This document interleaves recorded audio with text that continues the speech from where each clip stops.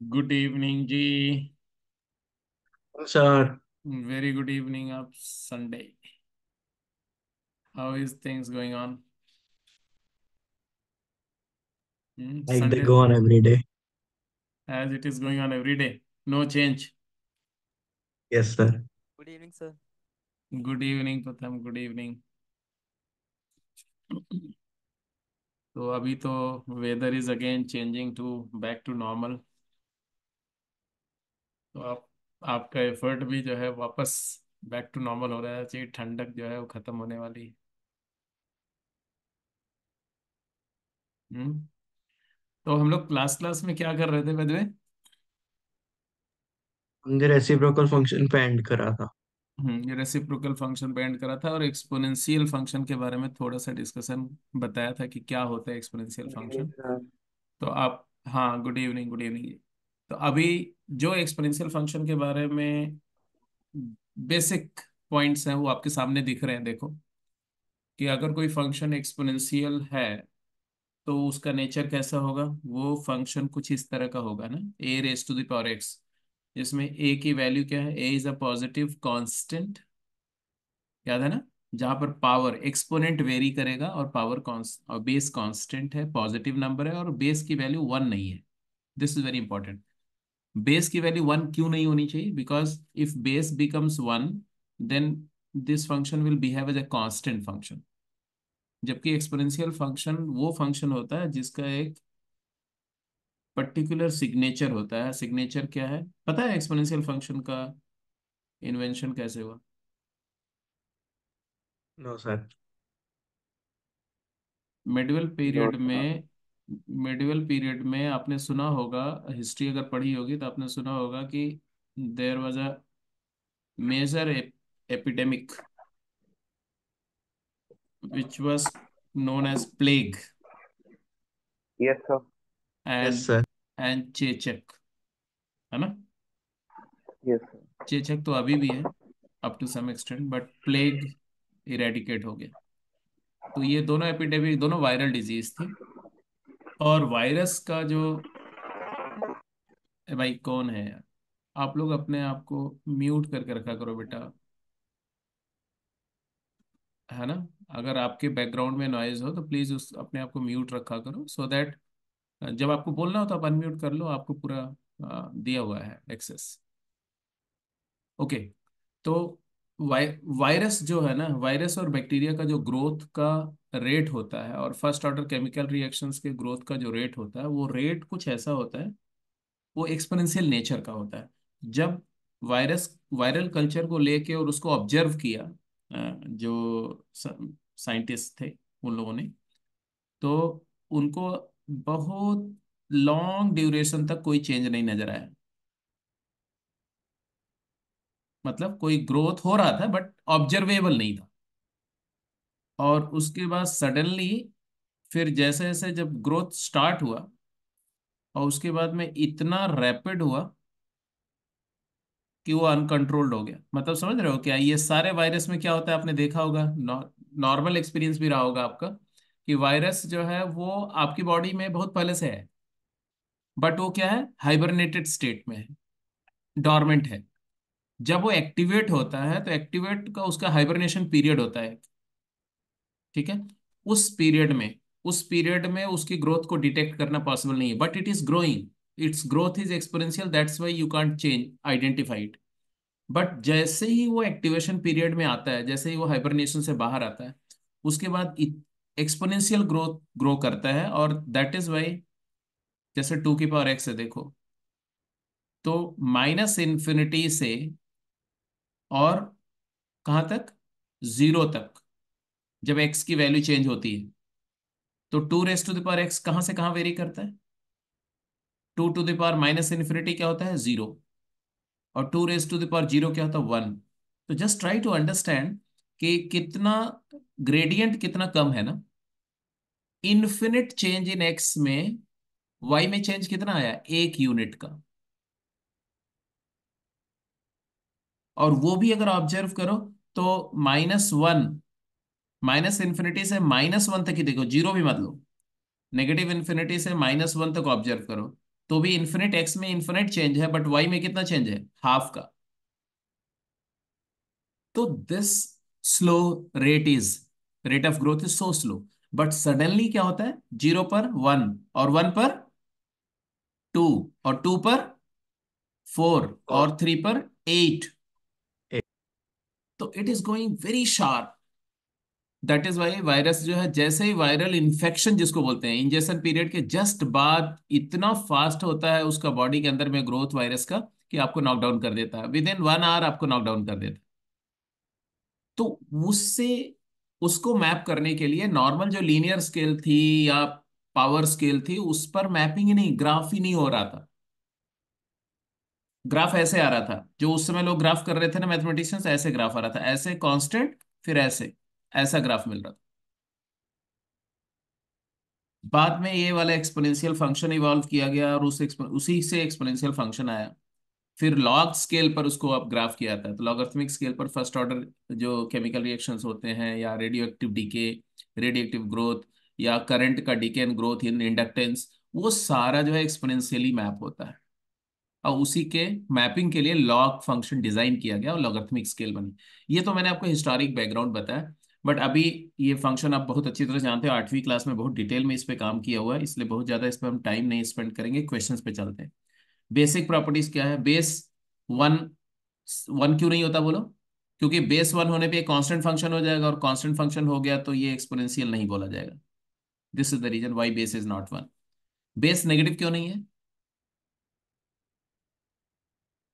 Base negative क्यों नहीं है? क्योंकि नेगेटिव बेस हुआ, जैसे -2 बेस ले लो या -1 बेस ले लो, तब फिर से इसका नेचर एक्सपोनेंशियल नहीं रहेगा। क्यों? क्योंकि एक्स इवन एक्स ऑड पे डिपेंड करेगा, और भी बहुत सारे ट्रबल्स आएंगे। जैसे एक्स की वैल्यू हाफ हो गई थी, इमेजिनरी हो जाएगा। अगर -2 बेस पर अगर p/q टाइप का आपने एक्सपोनेंट लिया, तो p/q में अगर p और q को प्राइम है और q इवन है, तो ये डिफाइंड ही नहीं होगा। इमेजिनरी नंबर आ जाएगी ना, इमेजिनरी नंबर। तो आउटपुट इमेजरी नहीं होगा, मतलब डोमेन में वो पॉइंट नहीं आएगा, तो इन्फिनिट पॉइंट पर वो अनडिफाइंड हो जाएगा। तो ये लॉजिक है कि क्यू बेस को पॉजिटिव लिया गया और 1 क्यू नहीं लिया गया। आई होप यू अंडरस्टैंड। इसके बाद इसकी ये प्रॉपर्टी, डोमेन समझ में आ गया। डोमेन इसका -इन्फिनिटी से इन्फिनिटी है, रेंज 0 से इन्फिनिटी है। ये इसका फंक्शनल रिलेशन है, आई होप यू कैन अंडरस्टैंड, है ना? क्योंकि a⁴x+y को क्या लिखते हो आप, a⁴x इंटू a⁴y।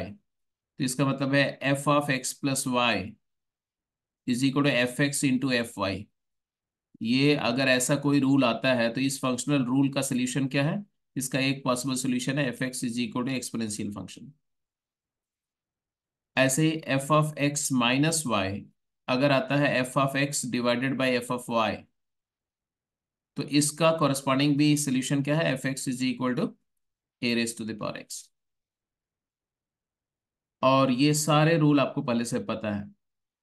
अगर बेस डिफरेंट है, पावर सेम है, तो क्लब हो जाएगा, डिवाइड हो रहा है तो भी क्लब हो जाएगा, और ये रूल भी पता है। Any doubt? ये पूरे डिस्कशन में किसी बच्चे को कोई डाउट तो नहीं है? ये सब पहले से किया हो, मैं रिकॉल कर रहा हूँ just before we take up the problem. Clear है? Yes sir. Yes sir. Right, thank you. इसके अलावा मैंने पिछली क्लास में एक और बात बताई थी कि एक्सपोनेंशियल फंक्शन का जो मोनोटोनिक नेचर है, कि वो इंक्रीज करेगा या डिक्रीज करेगा, वो किस बात पे डिपेंड करता है? तो monotonic nature of exponential function depends on, depends on base. Yes, base. If base is larger than 1, then it is strictly increasing function. And if base is smaller than 1, lies between 0 and 1, then it is a decreasing function. I think इसमें कोई doubt नहीं है। जैसे कि आप growth. 2 raised to the power x and half raise to the power x लेकर के आप इजिली आइडेंटिफाई कर सकते हो, इजंट इट? जैसे x की वैल्यू ले लो, कुछ भी ले लेते हैं, बहुत सारी वैल्यूज ले लेते हैं फटाफट। तो -3 है, -2 है, -1 है, 0 है, 1 है, 2 है, 3 है। और इसके कॉरेस्पॉन्डिंग जरा वैल्यूज ऑब्जर्व करो, फटाफट बोलते जाओ। 2 टू द पावर x की वैल्यू क्या होगी? 1/8, 1/4, 1/2, 1, 2, 4, 8। What do you observe? X तो मैं इंक्रीज कर रहा हूँ, while increasing the values of x, 2 raised to the power x is increasing or decreasing? Increasing. Increasing. So definitely you can say that it is an increasing function. Similarly, if you get half to the power x, it is also called as 2 raised to the power negative x. तो half base कर दिया जब मैंने, तो क्या आ जाएगा? ये वैल्यू क्या आ जाएगी? Half to the power -3 is 8, then 4, then 2, then 1, then half, then 1 by 4, then 1 by 8. What do you observe? What is happening to half to the power x when x is increasing? The values of It's decreasing. half to the power x is decreasing. So this clearly indicates that when the base is fraction, proper fraction base है तो decreasing function है, और one से बड़ा base है तो increasing function है. बाकी डेरिवेटिव के मेथड से तो आप आइडेंटिफाई कर ही सकते हैं. तो ये बात भी क्लियर है, कोई डाउट नहीं है. किसी भी एक्सपोनेंशियल इक्वेशन को सॉल्व करते समय ये दो पॉइंट, ये सारी बातें मैं मान के चल रहा हूँ कि आपने बेसिक क्लासेस में करी हुई, जस्ट मैं रिकॉल कर रहा हूँ. A to the power x a to the power y के अगर इक्वल है, मतलब एक एक्सपोनेंशियल इक्वेशन है, दोनों side equality, left hand side and right hand side of equation में अगर बेस सेम है तो पावर इक्वेट होगी. कब इक्वेट होगी? जब ए की वैल्यू वन नहीं है. अगर ए वन है तो पावर डिफरेंट है तो भी इक्वालिटी होल्ड करेगी. I hope you agree. Yes sir. That's why जब आप एक्सपोनेंशियल इक्वेशन को सॉल्व करते हैं या एक्सपोनेंशियल इनइक्वालिटी को सॉल्व करते हैं, remember my point, whenever you are solving an exponential equation or inequality, your tendency is always to convert the entire expression in the exponential form having same base. Same base में reduce करना होता है. Same base में reduce कर दिया तो base same है तो पावर इक्वेट हो जाएगी इक्वालिटी में. अगर बेस वन नहीं है तो, अगर बेस की वैल्यू वन हो जाएगी तो पावर इक्वल ना भी हो तो भी इक्वालिटी होल्ड करेगी, क्योंकि 1 to the power x is same as 1 to the power y for every x and y finite. तो एक तो ये याद रखना है. दूसरी तरह से अगर मान लो बेस सेम नहीं है, जैसे एक बेस 2 है एक 3 है, तो अगर आप कहीं, मैं लिख रहा हूं 2 raise to the power x square is equal to 3 raise to the power x, अब मैं ऐसा अगर बोल रहा हूं, तो अब बताओ ये कब पॉसिबिलिटी होगी? तो because the base is not same, then when does the equality hold? when x square becomes equal to x and become equal to 0. क्योंकि जीरो। अगर अगर a to the power x is equal to b raise to the power x है, और a और b equal नहीं है, if a is not equal to b, then x has to be 0. तो ये इक्वालिटी तभी होल्ड करेगी अब या तो बेस इक्वल हो जाए, क्योंकि पावर इक्वल है, बेस इक्वल हो गया तो इक्वालिटी होल्ड कर जाएगी. अगर बेस अनइक्वल है और पावर इक्वल है तो पावर को 0 होना पड़ेगा तभी इक्वालिटी होल्ड करेगी. तो ये बात भी क्लियर है. जैसे एक पार्ट इसमें से अगर मैं बोलूं आप सॉल्व करो, कौन सा? बी और सी. क्विकली जल्दी आंसर करो बी और सी.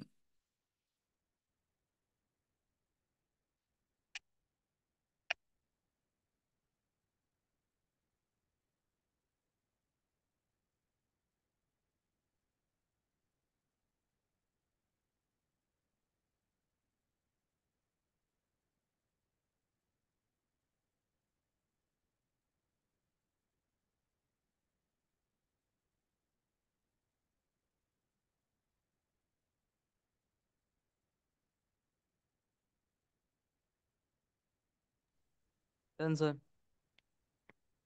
दोनों का आंसर आ गया? Yes sir. गुड. आंसर बोल दो दोनों का बेटे.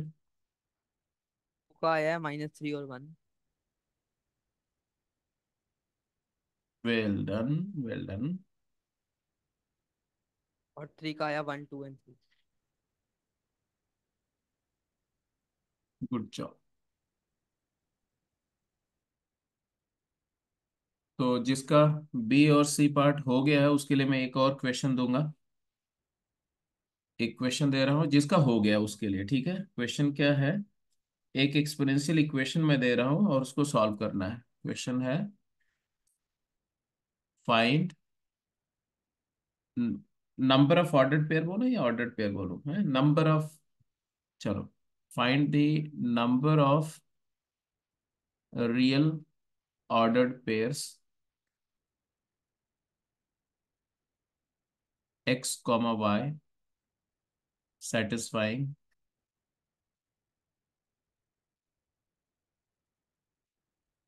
16 to the power x square plus y plus 16 to the power x plus y square is equal to 1।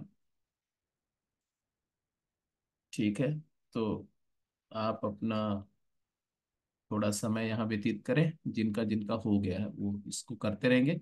मैं इसको जब पूरा ट्राई करेंगे एंड में डिस्कस करूंगा, अगर आपसे नहीं होगा तो। बी पार्ट हो, बी पार्ट पर आते हैं जी। बी पार्ट कितने बच्चों का हो चुका है बी पार्ट? हो गया done sir. Sir. Well done बच्चे, वेल डन।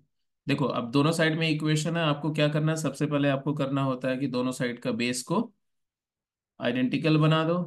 तो चाहे आप इसको 13/5 को 5/13 में कन्वर्ट कर दो या इधर कर लो, जो आपकी मर्जी है। तो मैंने इस 5/13 को क्या लिख दिया, इसको इस क्वांटिटी को अपने ने लिख दिया 13/5 raised to the power -1। और फिर इसका पावर में ये क्वांटिटी है, तो हमारे को क्या मिलेगा, बेस सेम है तो पावर इक्वेट कर देंगे। तो आएगा -x² plus 5x+3। This quantity has to be equal to 2x² plus x-12, है ना।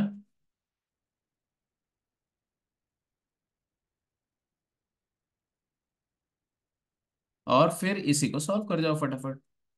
क्या यूज हुआ कि a raise to the power x is equal to a raise to the power y implies x is equal to y if a is not equal to 1। अगर a 1 होता तो x equal to y and x not equal to y के case में भी solution आता, तब वो general solution आया था। एनीवे यहाँ पर आंसर क्या है, 3x² plus 6x and -12 and क्या हो जाएगा -9 yes sir, -9। Equal to 0। That is x² plus 2x -3 equal to 0। और उसके बाद तो आपने क्लियरली इसको फैक्टर कर लिया होगा, है ना, x+3 and x x minus, -1। Yes x+3 x-1 0, you got the answer. तो देयरफॉर x की दो वैल्यू आ गई, एक 1 आ गया, एक -3 आया। अच्छा देखो, जब आप एक्सपोनेंशियल इक्वेशन सॉल्व करते हैं, एक्सपोनेंशियल फंक्शन का डोमेन ऑल रियल नंबर होता है, इसलिए एक्सपोनेंशियल इक्वेशन या इनइक्वालिटी को सॉल्व करते हैं इसमें डोमेन रिस्ट्रिक्शन की प्रॉब्लम नहीं आती है, जबकि लॉग में आती है, क्योंकि लॉग का डोमेन होता है पॉजिटिव नंबर। तो लॉग को सॉल्व करते समय आप कभी कभी आंसर जो आएगा उसको आपको डोमेन रिस्ट्रिक्शन को सेटिस्फाई करना पड़ता है, डोमेन को सेटिस्फाई कर रहा है कि नहीं, उसके लिए ओरिजिनल कंडीशन सेटिस्फाई हो रही नहीं, देखना होता है। एक्सपोनेंट में इशू नहीं है। अगला सी पार्ट, सी पार्ट भी देख लो किसका इसका हो गया। सी पार्ट भी बहुत सारे बच्चों का हो गया होगा। What is 343 if you convert 340 to base 7? 7 to the power 3। 7 to the power 3 मतलब ये राइट हैंड साइड तुम्हारा हो गया 7 to the power 6। और फिर इसके बाद इक्वेशन तुम्हारा बन के बहुत ही पॉपुलर सा इक्वेशन है, cubic polynomial x³ minus 6x²। Plus 11x minus अपना 6। यस तो इसके तो फैक्टर भी देख रहे हो, देखो 6 के फैक्टर कर लो, 1 2 3, 1+2+3, ये दिख ही रहा है ना। Done sir. सीधे फैक्टर हो गया x-1 into x-2 into x x minus minus three 3। तो ये आ गया तुम्हारा x is equal to 1, 2, 3। Simple सा क्वेश्चन था, कोई इशू नहीं। ठीक है जी, ये वाला क्वेश्चन सबने नोट कर लिया? इसको नोट कर लो, मैं आगे चेंज कर रहा हूँ, अगले स्टेप पे जा रहा हूँ। 1 मिनट सर, नोट कर रहे हैं। Yes sir.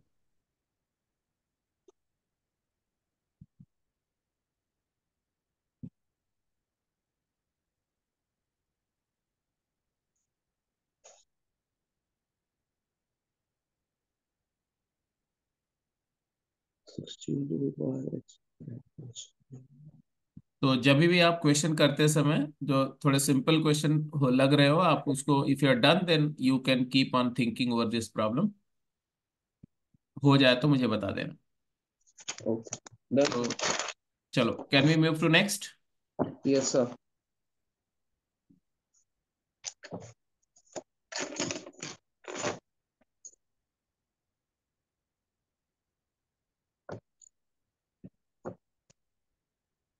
अच्छा, जो पीछे डिस्कशन हो रहा था, इसको एक सेकंड जरा इस पर आते हैं। यहाँ देखो, ये डिस्कशन में आपको ये बात समझ आ रही है नहीं कि जब बेस 1 से बड़ा है तो ये इंक्रीजिंग फंक्शन है। इंक्रीजिंग फंक्शन है मतलब व्हाट, कि अगर x1 और x2 दो इनपुट हैं तो x2 greater than x1 implies y2 greater than y1. a to the power x2 greater than a to the power x1, and counter implies same। मतलब ये if and only if statement है। Means inequality change नहीं होगी अगर आप exponential function operate कर रहे हो या रिमूव कर रहे हो। कब? जब बेस 1 से बड़ा है तो 1 से बड़े बेस का एक्सपोनेंशियल फंक्शन को ऑपरेट करो या रिमूव। रिमूव करना मतलब उसका लॉग लॉग ऑपरेट करना है ना, उसका इनवर्स ऑपरेट करना। तो inequality will not change. Whereas यहां देखो, यहां पर देखो क्या दिख रहा है, ये x1 है और ये x2 है। कौन बड़ा है? x2 बड़ा है x1 से, राइट? तो x2 x1 से बड़ा है, but a to the power x2, ये a to the power x1 है, और ये जो आउटपुट है ये a to the power x2 है। कौन बड़ा है? 8 to the power x a to the power x1 बड़ा है। मतलब अगर एक्सपोनेंशियल फंक्शन ऑपरेट कर रहे हैं यहाँ पर तो इनइक्वालिटी क्या हो रही है? reverse, रिवर्स हो रही है। क्यों रिवर्स हो रही है? क्योंकि फंक्शन डिक्रीजिंग है. हाँ, क्योंकि डिक्रीजिंग फंक्शन अप्लाई करते हैं, रिमूव करते हैं तो इनइक्वालिटी रिवर्स हो जाती है। तो बिकॉज ऑफ दैट रीजन ये रिवर्सल हो रहा है इनइक्वालिटी का। मतलब जब इनइक्वालिटी आप सॉल्व कर रहे होंगे, एक्सपोनेंशियल इनइक्वालिटी या लॉग की इनइक्वालिटी या ट्रिगोनोमेट्रिक इनइक्वालिटी या किसी भी फंक्शन की इनइक्वालिटी सॉल्व कर रहे हैं, तो अपने को यही देखना होता है कि जो फंक्शन आप यूज कर रहे हो, जिस इंटरवल में बात हो रही है उस पर्टिकुलर मोनोटोनिक इंटरवल में फंक्शन इंक्रीजिंग है या डिक्रीजिंग है। अगर आपने इंक्रीजिंग डिक्रीजिंग आइडेंटिफाई करके और उसके कॉरेस्पॉन्डिंग इनइक्वालिटी को ऑपरेट किया तो आपका आंसर कभी गलत नहीं। ठीक है, now get back to the questions. हाँ जी, फटाफट आंसर करिए। बोल रहे solve the following exponential equations for x.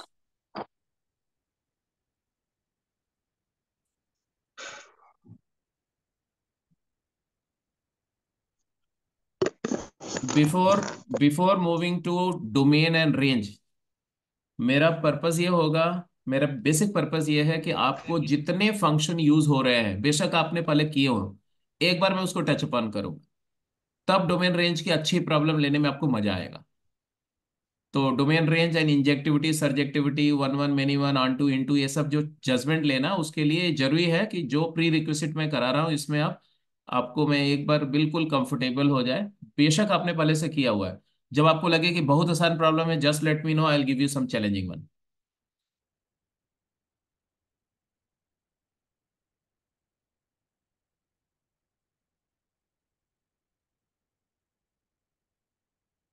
I think आप इंटरप्रेट कर पा रहे हैं। अगर कहीं पर इंटरप्रिटेशन का इशू है तो मैं उसको एक्सप्लेन कर देता हूँ। ये 81 multiplied by 2 raise to the power x है, ये 8 multiplied by 3 to the power x है। यहाँ पर भी ये है, just for your kind information. ये तीनों पार्ट के लिए कितना टाइम चाहिए?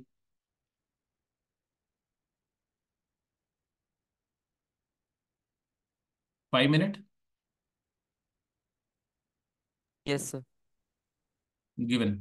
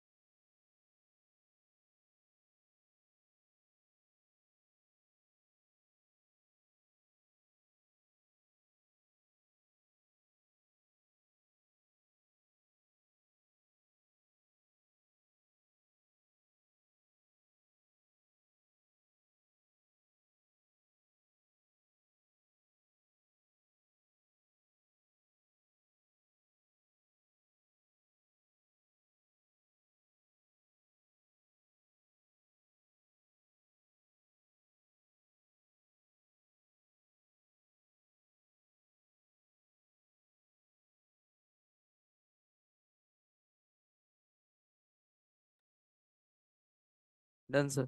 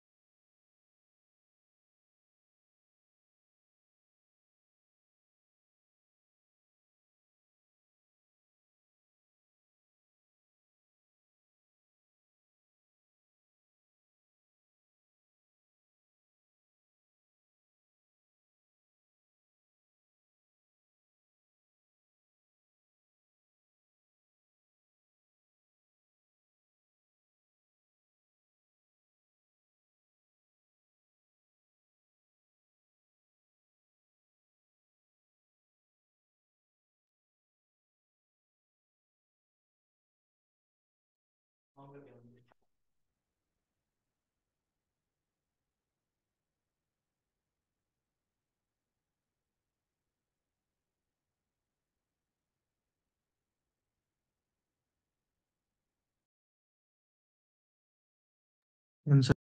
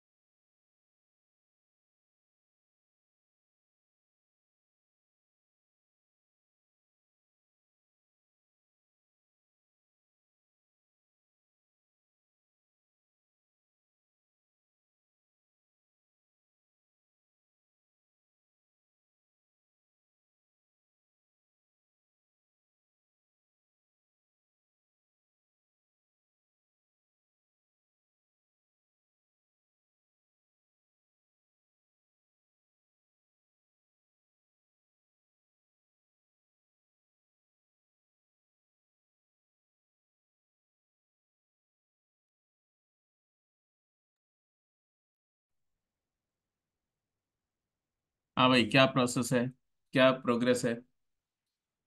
फर्स्ट का ए पार्ट किसका इसका हो गया? Yes sir done. हो गया सर। यस सर हो गया। ठीक है, कितने बच्चों का हो गया, जरा हैंड रेस करके जरा बताओ मुझको। एंड रेस कैसे करूँ? ठीक है, ठीक है, ठीक है, गुड गुड हम good good. Done sir. Sir वो दूसरा सवाल भी हो गया जो आपने दिया था। ग्रेट बच्चे, ग्रेट। क्या आंसर है इसका? -Half comma -half. Well done. एक ऑर्डर पेयर ना, one order pair. Yes sir. ठीक है, well done, well done, good good good job.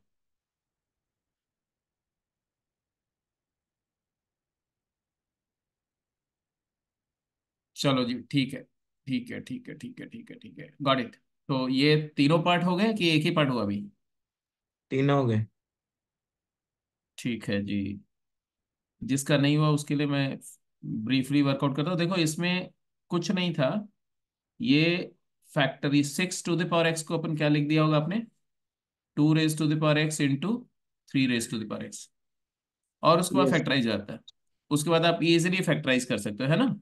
Yes sir. Yes. जैसे ए पार्ट को अगर आप फैक्टराइज करो तो क्या आएगा? 6 टू द पावर एक्स को क्या लिखा आपने? Two two to the raise to power the x, power to x power x. और 2 टू द पावर एक्स कॉमन ले लिया इन दोनों में से। Yes sir. तो यू विल तो get 3 raise to the power x minus power eighty x one minus 3 raise to the power 4।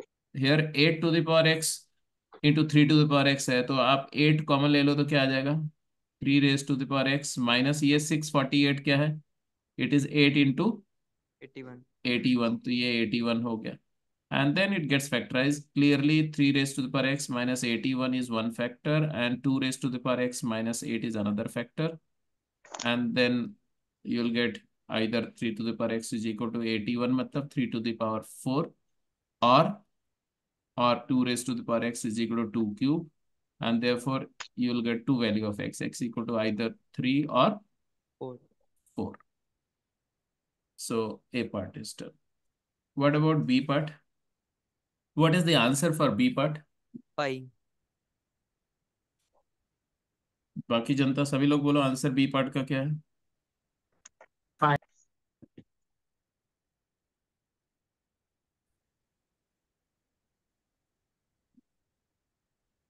किसी का डिफरेंट आंसर भी है?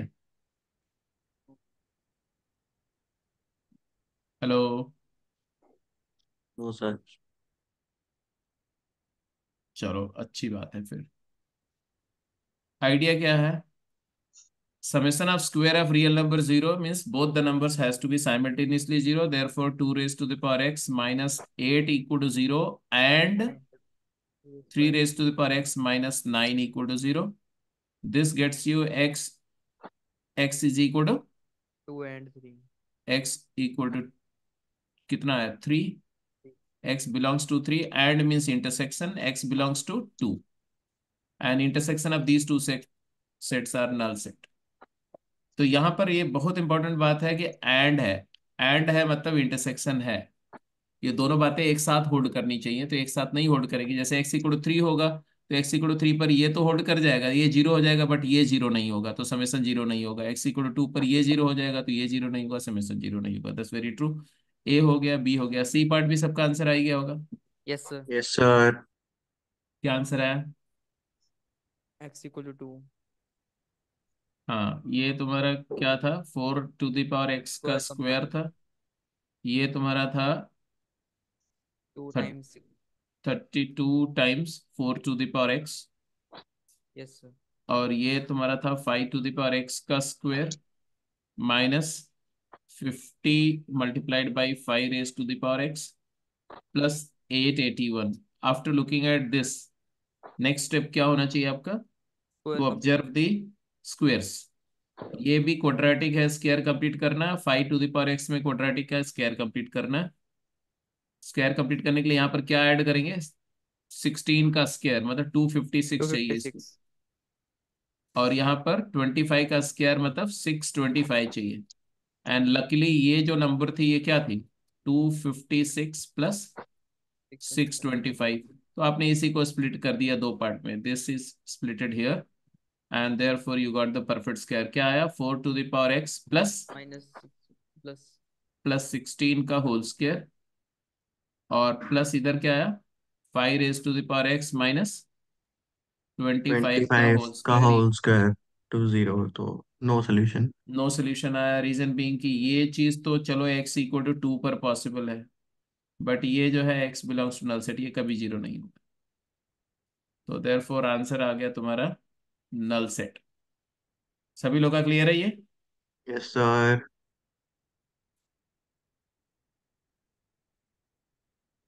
ओके जी, जल्दी आंसर करो। 2 मिनट का टाइम है दोनों क्वेश्चन का आंसर करने के लिए।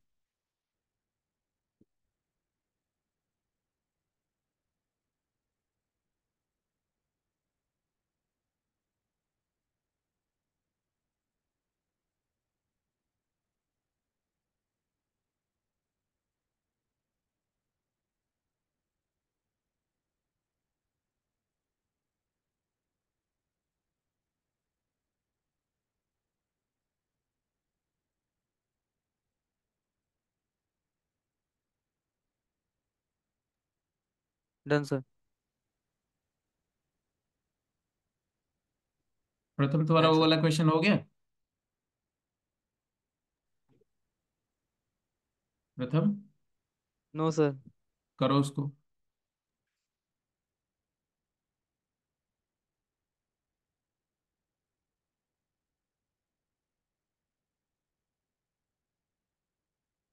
प्रवीर हो गया? गुड गुड गुड बेटा।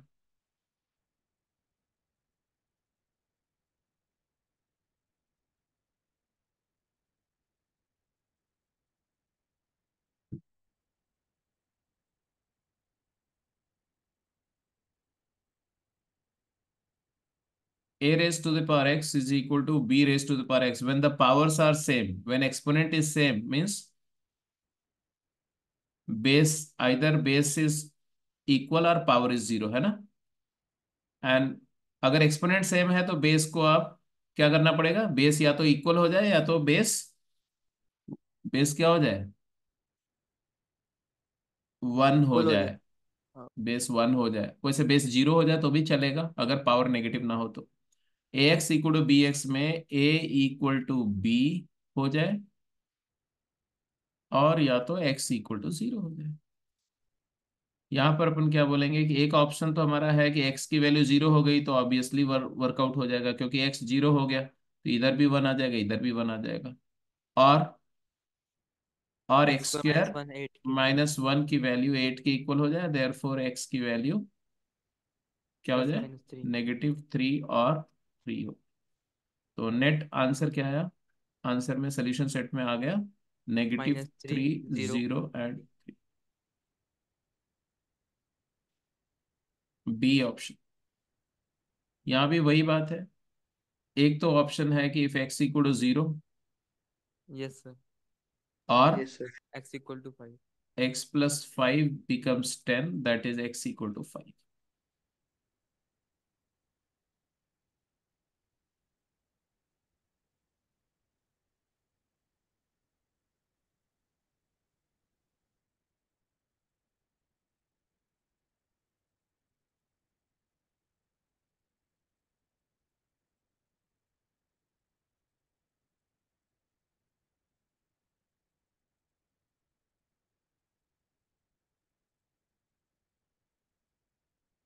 बोला क्या? Function is defined set of real to positive real number. It is defined such that f of x plus y is fx into fy. Just look at this functional relation. ये functional equation आपको identify क्या करा रहा है कि F x जो है, कि एक पॉसिबिलिटी है कि एफ एक्स एक्सपोनेंशियल फंक्शन हो एक्सपोनेंशियल सकता फंक्शन हो सकता है। है। और ये डोमेन और कोडोमेन भी इस बात को का एविडेंस है कि ए एक्स जो है ऑल रियल के लिए डिफाइंड भी है। ये बात भी सही है। और ए टू द पावर एक्स की वैल्यू पॉजिटिव होती है, ये भी बात सही है। इसके आगे का एनालिसिस करते जाओ, फटाफट आंसर बताओ।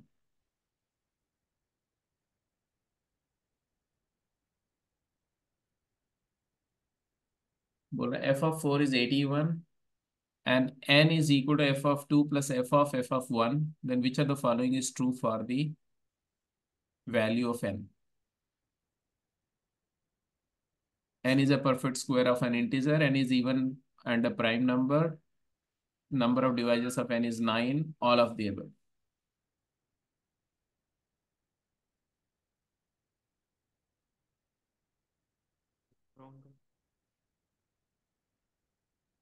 Done sir. क्या ऑब्जर्वेशन है? ये वो एफ, ये एक एक्सपोनेंशियल फंक्शन है, हो सकता है तो एफ ऑफ 4 3 की पावर 4 हो गया।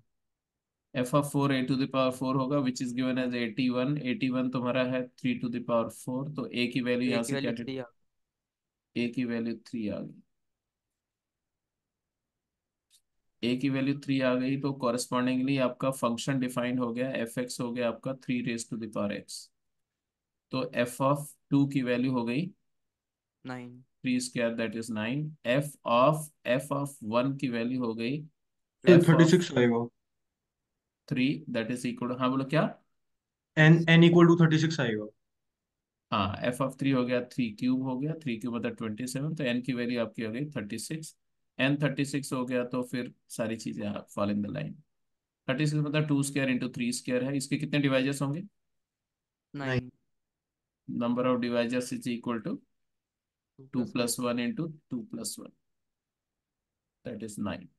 9 फैक्टर्स है तो it is a perfect square of an integer that is true, and number of divisor is 9 that is also true, तो a and yes c are correct.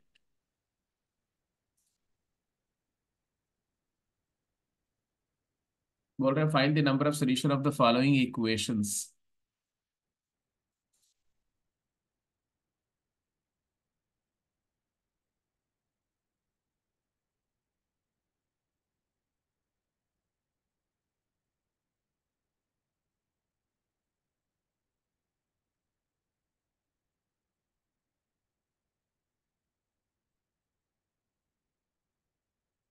तीनों पार्ट है, तीनों part के लिए आपके पास 5 मिनट टाइम है, सफिशिएंटली सॉल्व हो जाना चाहिए, मेरे को ऐसा लगता है। आप उससे पहले भी कर सकते हैं।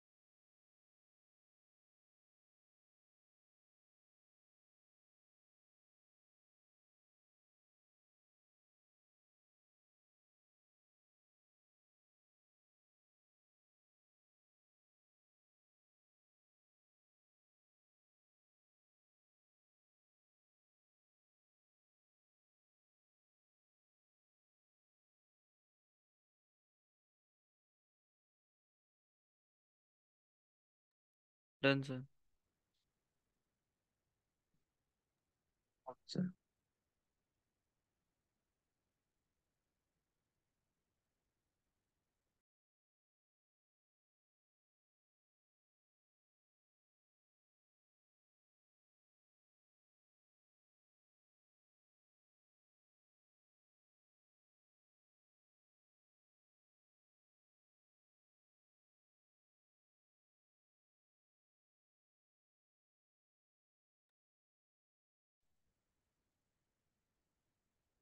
कैसे सोच रहे हैं? फोर्थ ए, ये इक्वेशन जितने भी आपको दिख रहे हैं ये सारे के सारे ऑर्डिनरी इक्वेशंस नहीं है ना? यस ये सभी के सभी जो है वो ट्रांसेंडेंटल इक्वेशंस हैं जिसमें दो डिफरेंट टाइप के फंक्शंस यूज हो रहे हैं। Yes sir.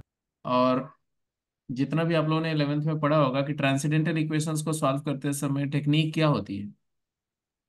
ग्राफिंग। हाँ। ग्राफ से दिख ग्राफ बनाओ, आंसर निकाल। हाँ, कई सारे था। टू सॉल्व ट्रांसेंडेंटल इक्वेशन आपको या तो एक्सट्रीम वैल्यू यूज करनी पड़ती है। एक्सट्रीम वैल्यू मतलब रेंजेस का इस्तेमाल करो कि लेफ्ट हैंड साइड का रेंज क्या है, राइट हैंड साइड का रेंज क्या है। अगर रेंजेस का इंटरसेक्शन नल सेट आ गया तो सीधे बोल दो नो सोल्यूशन है।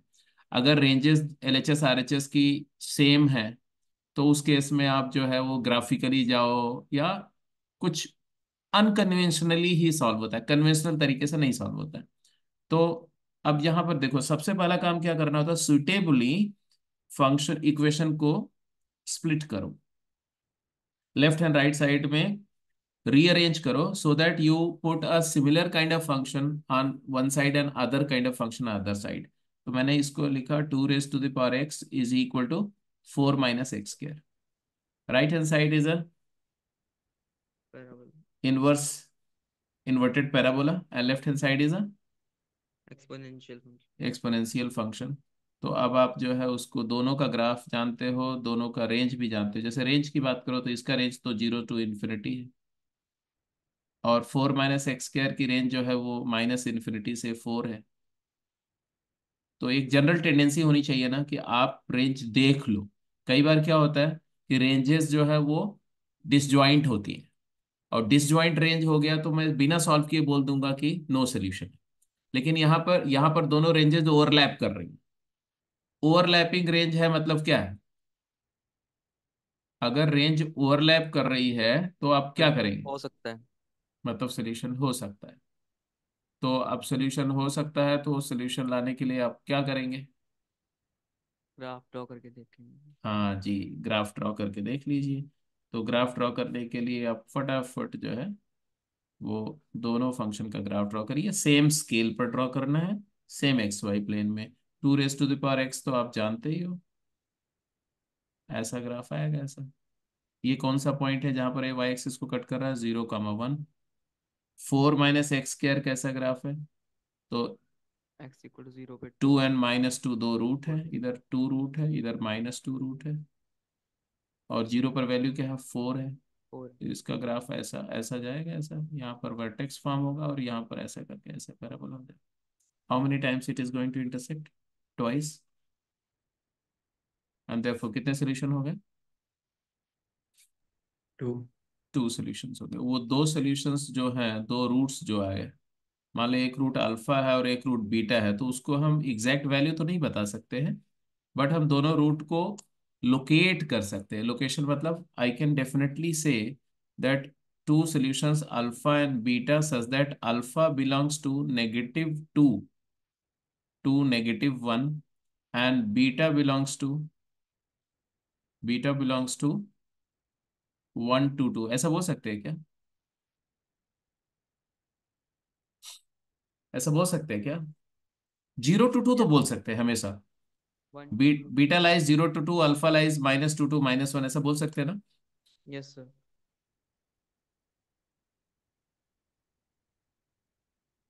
ऐसे ही बी पे जाइए। बी पार्ट के लिए क्या किया, फिर वही बात, 2 फंक्शंस को प्लॉट करके ग्राफ बना लिया और बता दिया number of point of intersection लेकर के।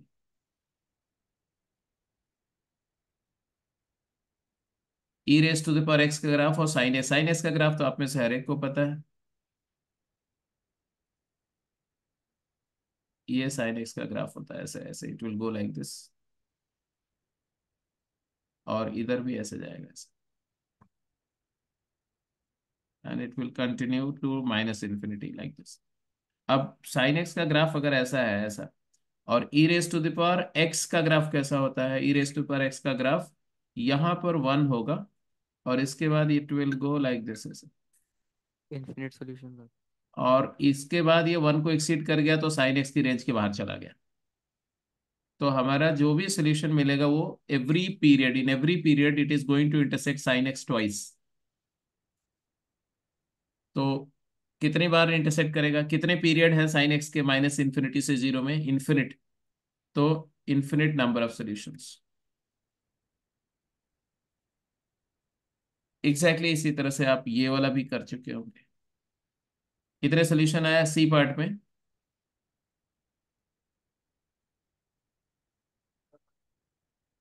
सर 2। हाँ जी। जीरो से माइनस इन्फिनिटी से 3 पाई बाय 2 की बात करेंगे तो सीकेंट एक्स का ग्राफ करना पड़ेगा आपको, है ना? सीकेंट एक्स का ग्राफ कैसा होता है? या कॉस एक्स से भी काम चला सकते हैं, आपकी मर्जी है कि आप किसको देख रहे हैं। किससे काम किया जाए, सीकेंट से या कॉस से? सीकेंट का ग्राफ बना करके किया जाए या इसी इक्वेशन को e raise to the power minus x is equal to cos x लिख दिया जाए? फिर cos x secant x। चलो कॉस एक्स अगर अच्छा लग रहा है कॉस एक्स लिख दो। E to the power minus x का ग्राफ कैसा होगा, ऐसा होगा ऐसा, और यहाँ से ऐसे डिक्रीज करते हुए जाएगा, it will go to infinity पर जीरो हो जाएगा। और कॉस एक्स का ग्राफ अगर बनाएंगे तो कॉस एक्स भी यहीं से स्टार्ट होगा, जीरो पर वैल्यू वन होगी, राइट? 0, 1 दोनों का कॉमन पॉइंट होगा, बोलो हाँ या ना? ये इसके बाद कॉस यहाँ से ऐसे डाउन जाएगा इधर, -π/2 पर जीरो हो जाएगा इधर में ऐसा करके, और फिर ये इधर ऐसा π/2 पर ऐसा होगा, फिर ऐसा जाएगा, पाई पर -1 होगा, फिर ऐसा होगा, फिर ऐसा होगा, फिर ऐसा होगा, ऐसे जाएगा ना। ये है कि 2 पाई, ये है पाई, ये पाई, ये 3 पाई/2, ये π/2, ये -π/2। अब मेरा पॉइंट ये है कि कहाँ तक हमें देखना है, माइनस इन्फिनिटी से 3 पाई/2। जीरो के राइट वर्ड में इन्फिनाइट बार कॉस इंटरसेक्ट करेगा इस कर्व को, लेकिन हमें सिर्फ 3 पाई/2 तक जाना, means we have to restrict up to here. Up to here how many intersections are there? This is one and this is one. How many solutions are there? 2 sir. 2 solutions. तो यहाँ पे 2 सॉल्यूशन। Two solution. सबको clear है, कोई doubt तो नहीं है? No sir. No sir. Sir excuse इसको मी सर। सीकेंट एक्स से भी करके एक बार दिखा दीजिए। सीक्वेंस से करके दिखा देता हूँ भाई, चलो सीक्वेंस से भी करके देख लेते हैं।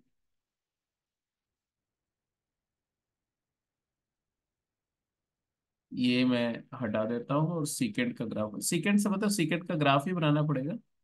क्या दिक्कत क्या आ रही है तुम्हें उत्कर्ष? सर दो सॉल्यूशन विजुअलाइज नहीं हो पा रहा। विजुलाइज नहीं हो पा रहा है तो ग्राफ बनाते समय आप थोड़ी सी गलती कर रहे होंगे, और कोई प्रॉब्लम नहीं, चलो देखते हैं। आ, आ, आ, आ, ये लो जी, इधर π/2, मैं थोड़ा ग्रिड मार्क कर रहा हूँ, थोड़ा उसको देखना पड़ेगा इसलिए मैं कर रहा हूँ। ये π/2 है, और ये है पाई, x=π, फिर ये है x=3 π/2, और x=−π/2, और ऐसे ही चलेगा आगे, लेफ्ट में मुझे जरूरत नहीं पड़ेगी। This is -π/2, this is 0, this is π/2, this is pi, this is 3 π/2, beyond 3 π/2 I don't need. This is y axis and here it is x axis. ये ओरिजिन है, आप देख ही रहे हैं, राइट? अब सीकेंड का ग्राफ पहले ड्रॉ करते हैं। सीकेंड की वैल्यू 0 पर 1 होती है।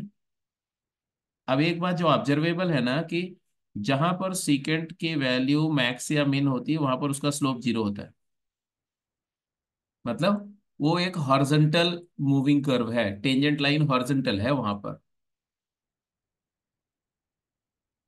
इसी बात का अगर आप ध्यान रखेंगे तो गलती नहीं होगी। जैसे कि सीकेंट का ग्राफ यहाँ से हॉरिजॉन्टली ऐसे चलेगा, और फिर it will go to infinity when x approaches to π/2 minus, and even function है तो इधर में ये ग्राफ ऐसा करके ऐसा हो जाएगा, है ना? ऐसे ही होता है ना सीकेंट का ग्राफ। फिर π/2, पाई पर सीकेंट की वैल्यू -1 होती है, और -1 के बाद में it will go like this, minus infinity, और इसके बाद इधर भी ऐसे करके माइनस इन्फिनिटी होता है। ऐसे ही होता है ग्राफ, बोलो हाँ या ना? Yes sir. अब बात करते हैं e raise to the power x की। E raise to the power x का वैल्यू 0 पर 1 होता है, ये पॉइंट है 0, 1। Y y equal e to the power x की बात करते हैं। वाई प्राइम अगर इसका कैलकुलेट करो तो आता है ई टू द पावर एक्स, और एक्स इक्वल टू जीरो पर इसका स्लोप क्या आ रहा है, वाई प्राइम की वैल्यू क्या आ रही है, वन आ रही। मतलब है कि एक्सपोनेंशियल फंक्शन 0,1 से पास तो कर रहा है, लेकिन 0,1 पर उसकी डायरेक्शन क्या है, 0,1 पर उसकी डायरेक्शन है 45 degree from horizontal, 45 degree from horizontal, ऐसे मूव कर रहा है, इसके अलाउंग जा रहा है। मतलब एक्सपोनेंशियल फंक्शन का ग्राफ जब बेटा ड्रॉ करोगे ना, तो वो ग्राफ तुम्हारा यहां से ऐसा ऐसा नजर आएगा, ऐसा ऐसा होगा ऐसा, और यहां से ऐसे मूव कर रहा होगा, ऐसे ऊपर की तरफ ऐसे, और फिर ये ऐसे मूव करेगा।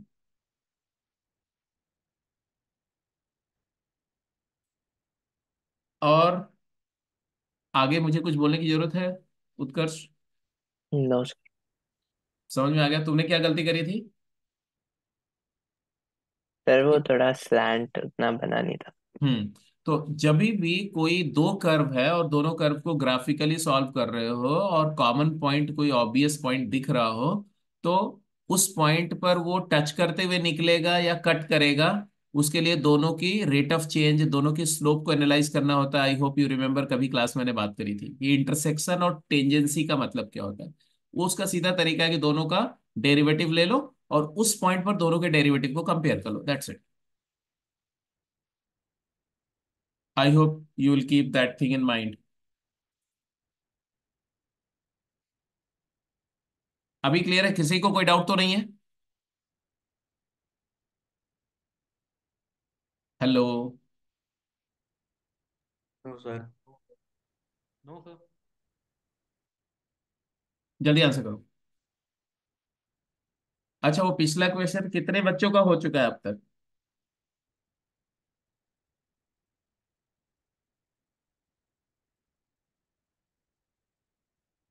प्रांशु का भी हो गया, वेल डन।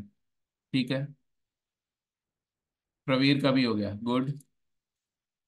उत्कर्ष का हो गया, प्रवीर का हो गया, प्रांशु का हो गया। प्रथम तुम्हारा हुआ कि नहीं? No sir. No sir.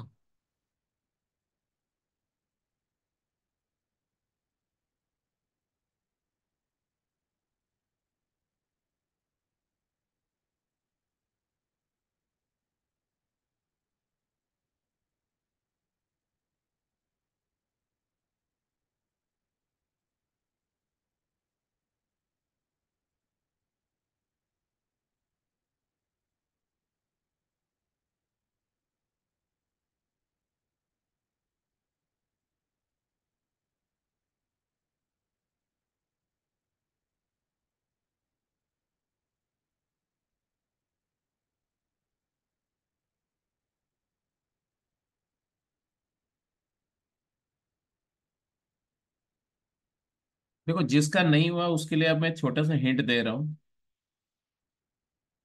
Question जो था तुम्हारा वो था 16 to the power x² + y plus 16 to the power x + y²। Symmetry देखो इसमें, पावर में सिमेट्री है, एक्स और वाई में सिमेट्री है।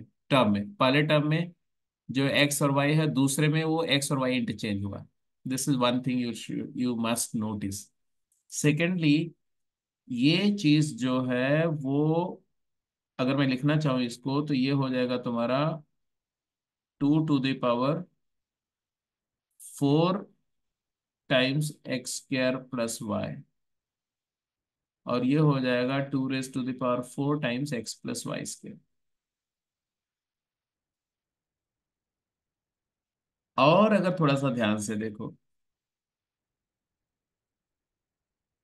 तो इसको आप 2 to the power 2 times x² + y का स्क्वायर बोल सकते हो, और इसको आप 2 to the power 2 times x + y² का स्क्वायर बोल सकते हो।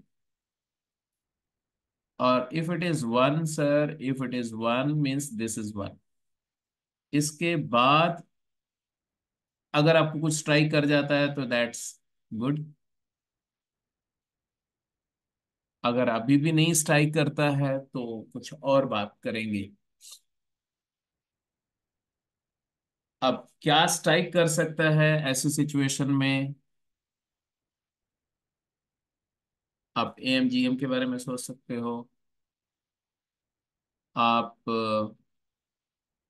अगर देखो तो ये situation A square plus B square equal to 1 है, तो स्क्वायर कंप्लीट करने के बारे में सोच सकते हो, तो you can complete the square. अब कंप्लीटिंग स्क्वायर भी दो तरीके से होता है, जैसे अगर कहीं पर लिखा हुआ है कि a square plus B square equal to 1, तो अपन इसको a square plus B square plus 2ab is equal to 1 + 2ab करके भी सोच सकते हैं। तब ये ए प्लस बी का whole square is equal to 1 + 2ab ऐसा बनेगा। और हम ए माइनस बी का होल स्क्वायर करके भी सोच सकते हैं, 1 - 2ab। बोलो है ना? तो इसी बात को हम ऐसे भी ले आ सकते हैं और इसी बात को हम ऐसे भी ले आ सकते हैं, तो ऐसे बहुत सारी पॉसिबिलिटीज हैं। मैं प्रॉब्लम सॉल्व नहीं कर रहा हूं, मैं सिर्फ सिचुएशन की एनालिसिस करके बता दिया मैंने कि ये सोच सकते हैं। अब आपकी मर्जी है, आप कैसे सोचते हैं, this is all up to you. आप सोचते रहो, अभी भी कर जाओ तो मुझे अच्छा लगेगा, क्योंकि प्रॉब्लम अगर आपने निकाल ली तो इट इज सक्सेस। अदरवाइज जब मैं एक्सप्लेन करूंगा या कोई भी एक्स वाई जी एक्सप्लेन करेगा, तो उसके बाद तो समझ में तो सभी को आ जाता है, इतना प्रेजेंस ऑफ माइंड हर एक के पास में। सेवेंथ का ए पार्ट किस किस का हो गया है?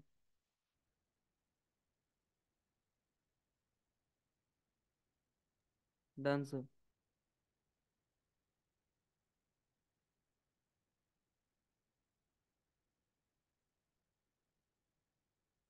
Good ji, good.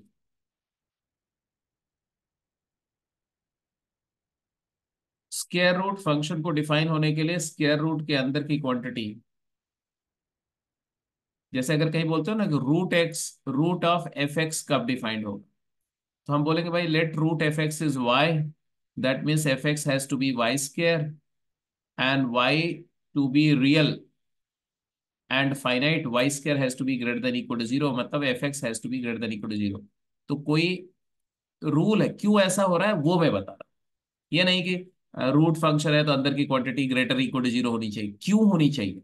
Because root f x को रियल एज्यूम करो, तो एफ एक्स वाई स्क्वायर हो जाएगा। वाई स्क्वायर अगर वाई रियल है तो वाई स्क्वायर की value greater than equal to zero होगी, इसलिए अंदर की quantity greater than equal to zero होगी। यहाँ से आपने क्या लिखा? यहाँ से आपने लिखा 2 raised to the power 3 - x, 2 to the power 3 - x मतलब 2³ by 2, 2 to the power x -1 into 4 - 8/2 to the power x is greater than equal to zero किया, और इसके बाद आपने इसको फटाफट सॉल्व किया। क्या आया जी? 8/2 to the power x को अपन क्या मान सकते हैं फॉर द टाइम बिंग? इसको आप y एज्यूम कर लो, तो क्या आया ये? y - 1 into 4 - y is greater than equal to zero. यहाँ से क्या मिला आपको? बेबीकर मेथड लगाया आपने, है ना? एक है 1 और एक है 4, लीडिंग कोएफिशिएंट नेगेटिव है बेटा, तो y की वैल्यू क्या है?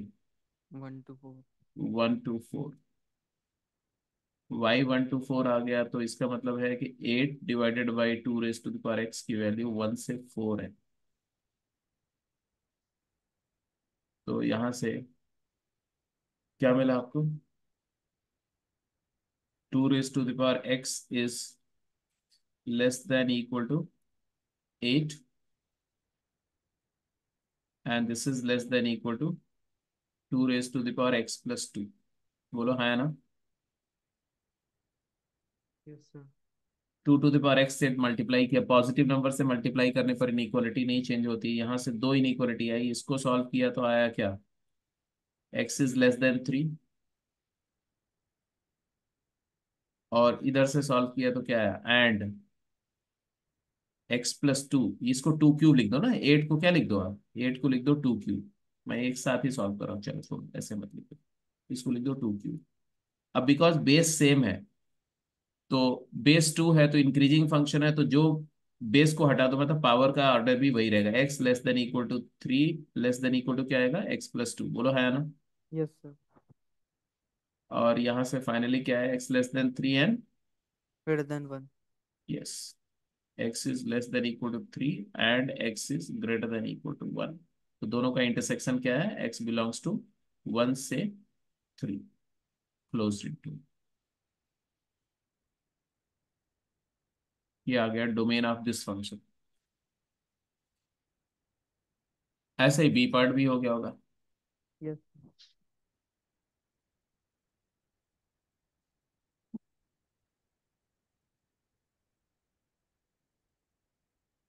बी पार्ट कितने बच्चों का हो गया?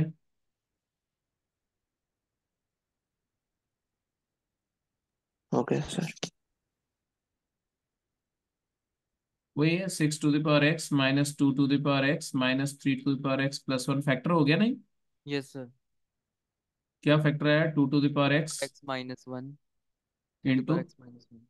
3 to the power x minus 1 greater than equal to 0। इसके बाद क्या किया आपने? या दोनों लेस देन हो या दोनों ग्रेटर देन। इसमें इसका भी क्रिटिकल पॉइंट 0 है, इसका भी 0 है, तो हम 0 के कॉरस्पॉन्डिंग दो केस देख लें। If x is less than 0, या तो दोनों नेगेटिव होंगे और या तो दोनों पॉजिटिव होंगे। अगर दोनों नेगेटिव है तो अगर इसको सॉल्व करें तो 2 to the power x greater than 1, दोनों पॉजिटिव ले लिया, and 3 to the power x greater than 1, इससे क्या सोल्यूशन मिला? x greater than 0। x is greater than 0, और दोनों जीरो भी हो सकते हैं, इक्वालिटी भी ले लिया मैंने, तो x greater than equal to 0 आ गया। और अगर दोनों नेगेटिव है, 2 to the power x less than 1 and 3 to the power x is less than 1, यहाँ से क्या मिला? x less than 0। x less than 0 मिल गया। तो फाइनल आया, और बीच में क्या है? और है, और मतलब यूनियन। तो यहाँ से आया x belongs to all all real. Real numbers. अब ये बताओ, ये तो सारे जो क्वेश्चन थे इधर वाले सारे हो गए। इस क्वेश्चन में किसी को आप फर्दर स्ट्राइक किया जिनका नहीं हुआ है? इसके यस सर। आगे कुछ सोचा क्या? यस सर, हो गया। क्या किया बताओ? Negative minus 2 times a and b, मतलब सब्ट्रैक्ट करके स्क्वायर कंप्लीट करती हूँ।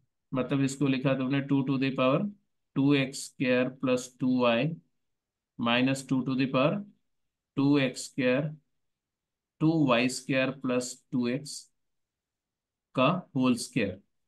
Yes sir. तो इसका होल स्क्वायर करेंगे तो ये आ गया this square plus this square minus 2 times minus 2ab, तो ये क्वांटिटी हो जाएगी 1 minus 2 times this into this, यही आएगी ना? Yes sir. तो दिस इंटू दिस करेंगे तो आएगा 2 टाइम्स क्या? 2 to the power 2x square plus plus 2x plus 2y square plus 2y। 2x plus 2y square plus 2y, ऐसा आ जाएगा।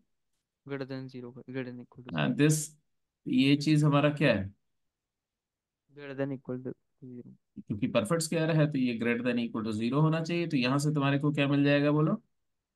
2 की पावर में 2 times x square plus 2 times y square plus 2 times x plus 2 times y and plus 1, ये चीज होना चाहिए क्या?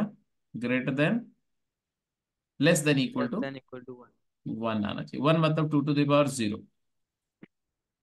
यहाँ से आगे का कहानी तो बिल्कुल कंड्यूसिव है, बिल्कुल सिंपल है ना? Yes sir. क्योंकि अब बेस 1 से बड़ा है तो इनइक्वालिटी, सेम रहेगी, रिपीट। हाँ जी, तो 2x square plus 2y square plus 2x plus 2y plus 1 is less than equal to 0। इसका आप क्या कर दोगे? x प्लस हाफ का whole square plus y plus half का whole square. y plus half का whole square is less than equal to 0 में convert हो जाएगा, है ना? Yes sir.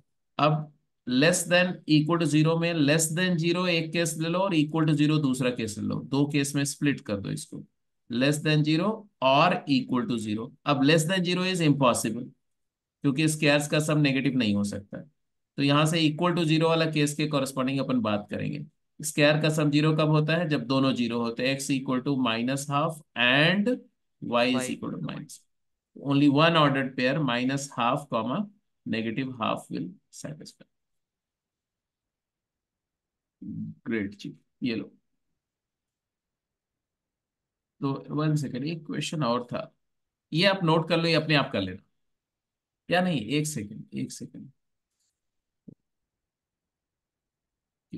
कर ही जाएंगे आप, आराम से मैनेज कर लेंगे।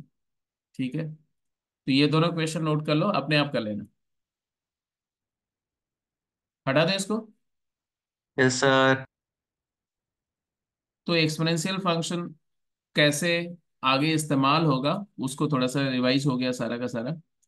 अब लॉगरिथमिक फंक्शन की बात करते हैं। लॉग फंक्शन के बारे में आप जानते हैं, तो जो जो जानते हैं मैं प्रॉपर्टी लॉग फंक्शन के बारे में क्या जानते हैं बाय द वे? लॉग की डेफिनेशन क्या है, कौन बताएगा? How is log defined? Log reflection. Log of reflection of. X to the base a क्या है?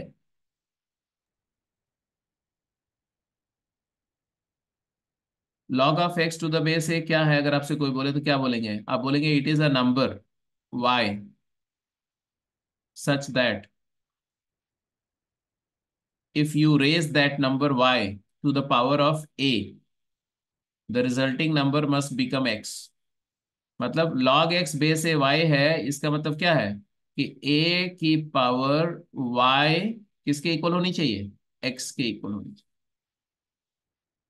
और अगर a की पावर y x है तो x का log a बेस पर क्या होना चाहिए? y होना चाहिए। यही बेसिक कन्वर्जन है। इससे एक क्लियर कट अंडरस्टैंडिंग आती है कि लॉगरिथमिक फंक्शन जो है वो एक्सपोनेंशियल फंक्शन का रिलेटिव है। लॉग फंक्शन एक्सपोनेंशियल फंक्शन के साथ में इनसेपरेबली जुड़ा हुआ है। और कैसा रिलेशन है दोनों के बीच में? कैसा रिलेशन है? इनवर्स। अगर अगर इसको आप इनवर्स फंक्शन है। अगर इसको एफ एक्स बोलते हो लॉग को, तो एफ इनवर्स एक्स क्या होगा? वो a to the exponential. Power x. Same base का। अगर ए बेस का लॉगरिथमिक फंक्शन है तो एफ इनवर्स एक्स उसी बेस का एक्सपोनेंशियल फंक्शन होगा। ठीक है जी, ये आपको पहले से पता है। और बेस सेम है, इसीलिए यहां भी कंडीशन वही है कि ए की वैल्यू 1 नहीं होनी चाहिए, ए की वैल्यू पॉजिटिव होनी चाहिए। सेम कंडीशन यहां भी प्रिवेल करती है। और यहां पर भी वो चीज प्रिवेल करती है कि अगर बेस 1 से बड़ा है तो ये इंक्रीजिंग फंक्शन है, और अगर बेस 0 से 1 के बीच में है तो ये डिक्रीजिंग फंक्शन है। क्योंकि इनपुट इंक्रीज कर रहा है तो आउटपुट इंक्रीज कर रहा है। जो एक्सपोनेंशियल का आउटपुट है वो लॉग का इनपुट है, जो एक्सपोनेंशियल का इनपुट है वो लॉग का आउटपुट है। तो बिकॉज इंक्रीजिंग फंक्शन में एक्स और वाई दोनों इंक्रीज करते हैं साथ साथ, तो यहाँ पर भी वाई और एक्स दोनों इंक्रीज करेंगे, तो दोनों का नेचर, फंक्शन और इनवर्स फंक्शन का मोनोटोनिक नेचर सेम होता है, ये हमेशा याद रखना। क्या क्या बोला मैंने? F of x and F inverse of x, both function have same monotonic nature। जब मैं इनवर्स फंक्शन पर आएंगे तो उस पर प्रूफ भी करेंगे इसको, जैसे भी चाहेंगे हर तरह से प्रूव हो जाएगा। तो अगर f इंक्रीजिंग है तो इनवर्स भी इंक्रीजिंग है। और जब फंक्शन जिस डोमेन में या जिस इंटरवल में फंक्शन अगर डिक्रीज कर रहा होगा तो इनवर्स भी डिक्रीज कर रहा होगा। तो keeping those thing in mind, जो लॉग की प्रॉपर्टीज हैं वो आप जानते हैं। पहली प्रॉपर्टी ये वाली बहुत इंपॉर्टेंट है, मैं जस्ट रिकॉल कर रहा हूं। ये प्रॉपर्टी इनवर्स प्रॉपर्टीज। दूसरा डोमेन, जो एक्सपोनेंशियल का जो रेंज होता है वो लॉग का डोमेन हो जाएगा, और जो एक्सपोनेंशियल की डोमेन है वो लॉग की रेंज हो जाएगी, क्योंकि इनवर्स फंक्शन में डोमेन और रेंज इंटरचेंज हो जाते हैं। 1 का लॉग 0 होता है, क्यों? क्योंकि ए टू द पावर 0 1 है। किसी नंबर का लॉग उसी बेस पर 1 होता है, क्यों? क्योंकि ए की पावर 1 ए है। तो ये सब बातें आपने पहले पढ़ी हुई हैं।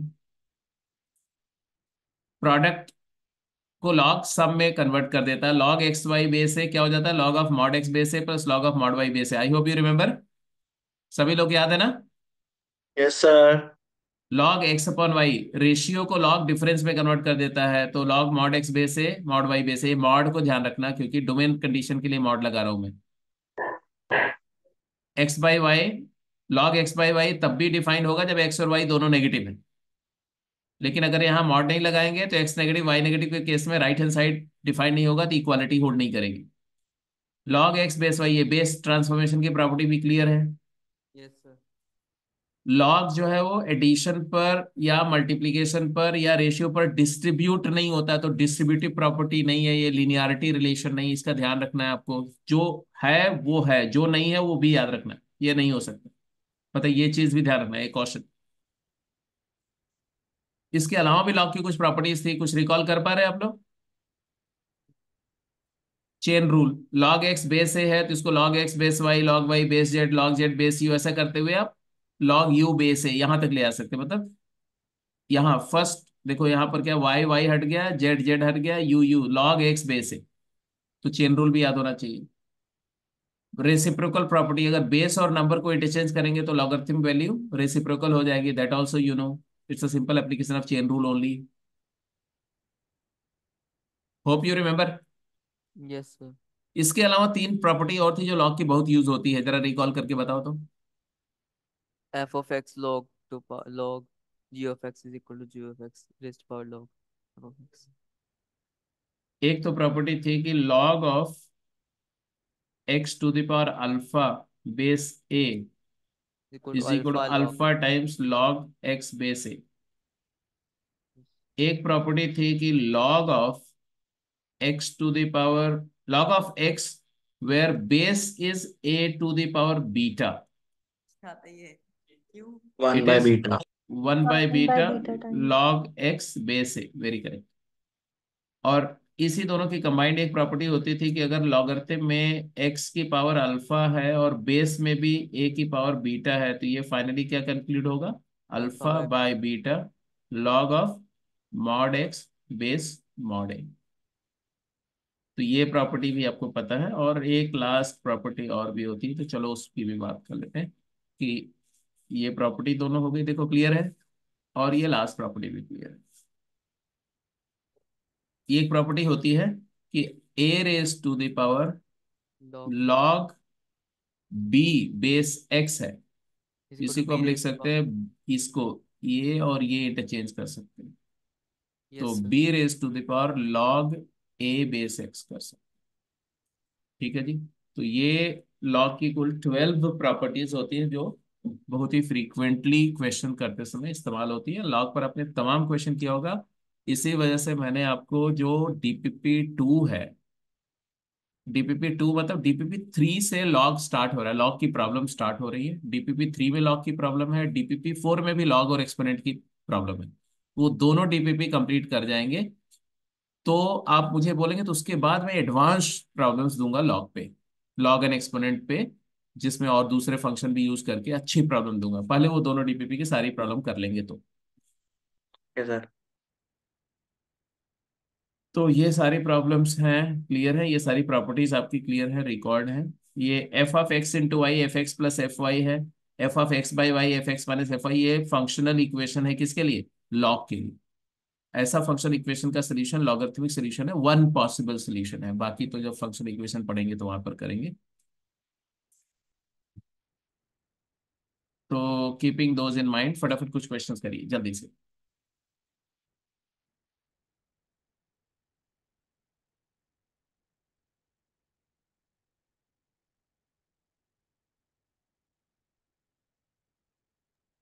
सर एक मिनट, सबसे पहले वाली प्रॉपर्टी दिखाना एक बार। कौन सी? जो सबसे पहले दिखाई थी, मतलब मैं लिख रहा था, मैं देख नहीं पाया।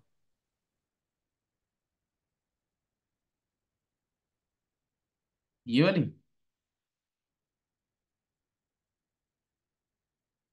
और शो नहीं हुई स्क्रीन पे।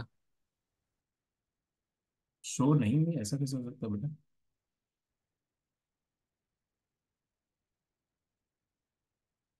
प्रॉपर्टी नंबर बोलो, 12 13 कौन सा? सबसे पहली सर वन से। हाँ, वन वन। वन प्रॉपर्टी, यार वन प्रॉपर्टी तो बहुत पहले थी। सर 13 या 12 पेज पे होगी। नहीं सर, 10 10 पे होगी, 10 पे 10 पे 10 पे।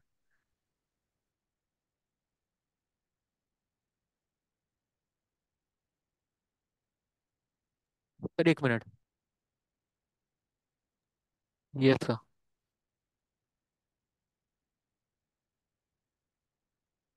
क्लियर है?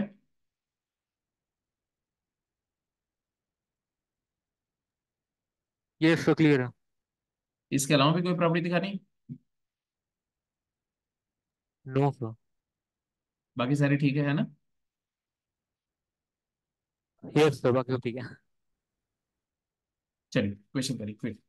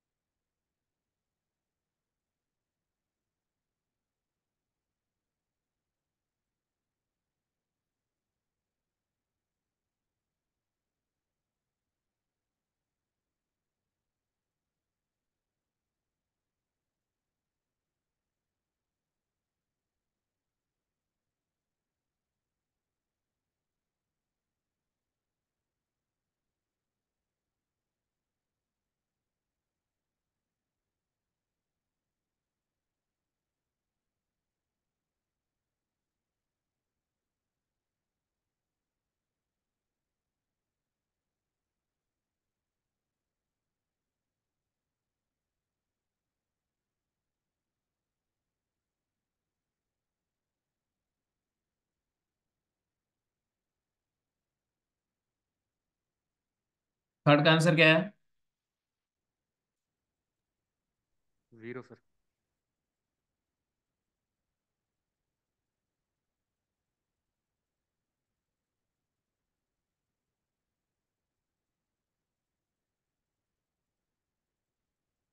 जो एक्सपोनेंशियल इक्वेशन दिया हुआ है ये वैलिड तभी होगा जब ए की वैल्यू 1 हो, या साइन एक्स एक्सपोनेंट इक्वल हो जाए, मतलब साइन एक्स की वैल्यू मॉड एक्स प्लस 4 हो जाए, which is not possible because sine x की value less than equal to 1 होती है, और ये right hand side greater than equal to 4 है। तो इसका मतलब है कि a equal to 1 is only possibility when this equality holds good, and for that sake log a base 2 is nothing but log 1 base 2, and that is equal correct, simple सी बात। फोर्थ का आंसर करो कंप्लीट।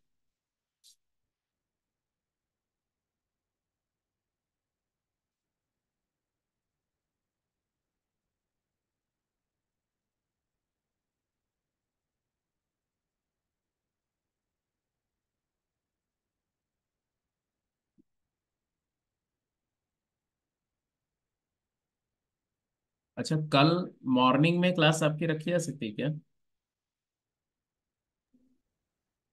कितने बजे yes sir? Sir. Sir morning कितने बजे?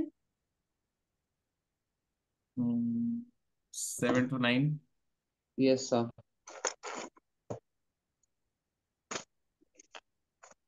चलेगा, यस सर, इट्स ओके। अगर सभी लोगों को सूट करता है तो 7 to 9, वो that will make my day free, तो पूरे दिन में फिर शाम में मेरे को रिस्ट्रिक्शन नहीं रहेगी, कुछ और काम जो होगा वो मैं कर सकता हूँ ऑफिस का। सर रात को ही रख लो। हम्म। हाँ बताओ। सर रख लो क्लास। रख सकते हैं सर आप।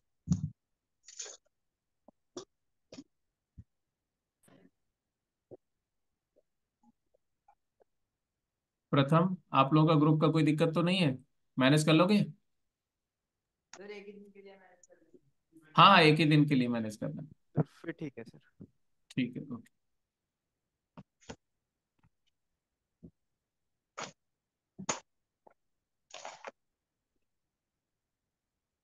चलो इसकी बात कर लेते हैं। Find the domain of the following function.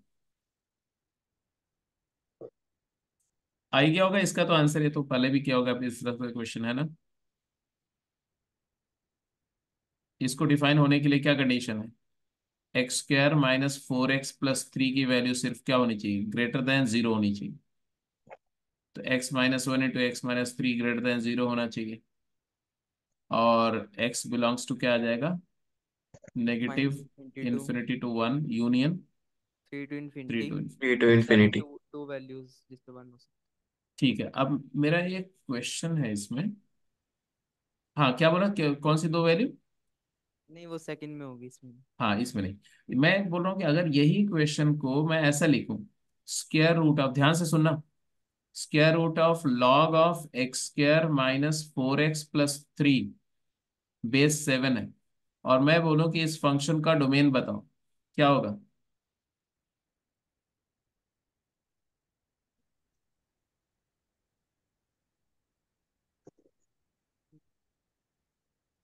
इस फंक्शन का डोमेन क्या होगा? बस इसकी वैल्यू को ग्रेटर देन 1 कर देंगे। तो उस केस में आप बोलेंगे कि जब, अब हमारी कंडीशन क्या होगी कि ये जो क्वांटिटी है रूट के अंदर की क्वांटिटी है वो क्या होनी चाहिए? Greater than 0। तो this thing has to be greater than equal to 0। मैंने रूट हटा दिया है ना, ठीक है, ऐसे। अब इसके बाद में इसको सॉल्व करते समय आपको क्या करना पड़ेगा? इनइक्वालिटी सॉल्व कर रहे हो बेटा आप, तो आप 0 की जगह क्या लिख दो? लॉग ऑफ 1/7 कर दो। मैंने बोला इक्वेशन इनइक्वालिटी सॉल्व करते समय दोनों साइड में अगर लॉग है तो दोनों साइड में log to the same base बनाओ, एक्सपोनेंट है तो सेम बेस का एक्सपोनेंट बनाओ। अब ये इंक्रीजिंग फंक्शन है, लॉग हटा दो, इनइक्वालिटी चेंज नहीं होगी। x² - 4x+3 is greater than equal to 1। 1। और इसके बाद आप इसको सॉल्व कर लो। इस इसके साथ एक कंडीशन ये भी होगी कि ये चीज क्या होनी चाहिए? Greater than 0। तो एनीवे जब ये क्वांटिटी 1 से बड़ी तो 0 से बड़ी, वो लिखने की जरूरत नहीं। x² - 4x+2 greater than equal to 0। अब इसका फैक्टर हो जाएगा। इसके दो रूट आएंगे ना, क्या क्या रूट आएंगे?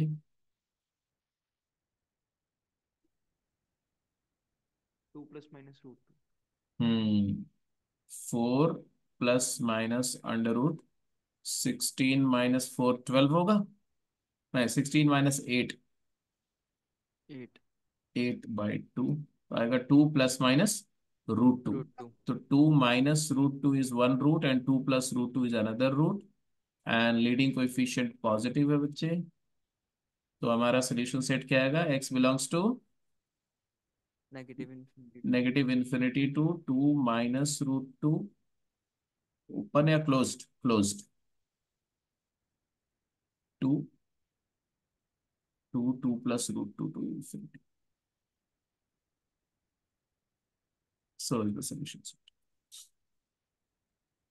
और यहीं पर अगर यहाँ 7 के बजाय मान लो बेस होता 1/2, ऐसा कुछ बेस होता, तब क्या होता? तब यहाँ इनइक्वालिटी रिवर्स हो जाती। अगर बेस 7 के बजाय 1/7 या हाफ ऐसा कुछ बेस होगा तब इनइक्वालिटी रिवर्स होगी यहाँ पर, है ना। यहाँ पर लेस देन इक्वल टू हो जाता, फिर यहाँ लेस देन इक्वल टू हो जाता, और फिर जाकर के आंसर जो आता आता 2 - √2 से लेके 2 + √2। बट अब इतना ही नहीं, कहानी में और भी ट्विस्ट आता है।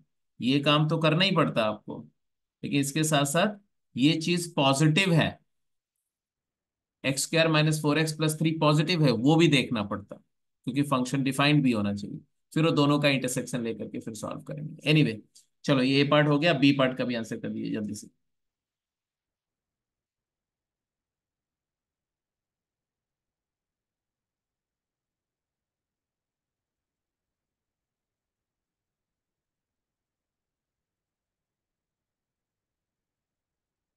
इसमें क्या करना है बताओ?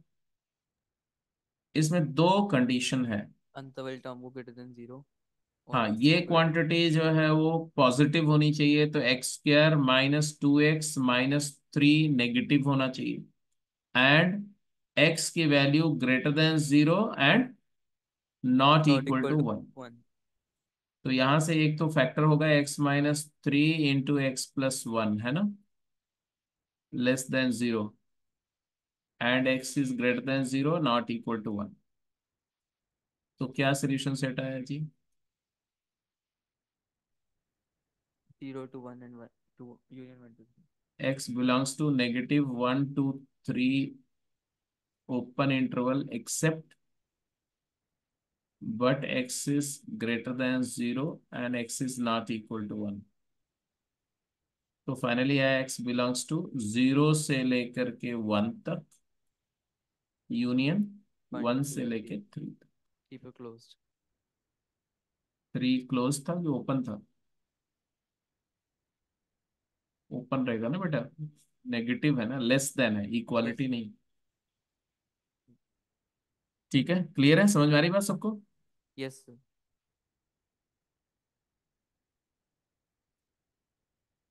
एक क्वेश्चन का और आंसर कर दो, देखिए आपका आंसर क्या होता है।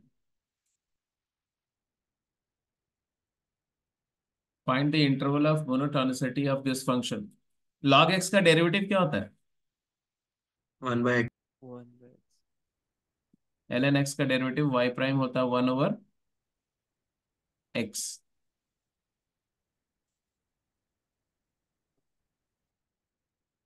कैसे आया है 1/x? ये नहीं पता सर। log x 1/x से कैसे आया नहीं पता। किसी भी फंक्शन का डेरिवेटिव जो है वो f of x plus h minus f first of x principles. Over h, limit h approaching to 0 से आता है। ये एफ डैश एक्स है। तो लॉग के लिए भी ऑपरेट करोगे, उसके लिए आपको लिमिट का थोड़ा आइडिया होना चाहिए। तो लिमिट अगर आपने नहीं किया हुआ है तो डायरेक्टली आपको याद रखना पड़ेगा, लिमिट करने के बाद में ये प्रूव कर सकते हैं एनीवे। तो अभी तो आपको पता ही है लॉग एस का डेरिवेटिव 1/x होता है अगर बेस 1 से 1 बेस ई है तो यहाँ पर नेचुरल लॉग है, ई बेस का है, डेरिवेटिव निकाल के फटाफट वर्कआउट करके बताइए जल्दी से।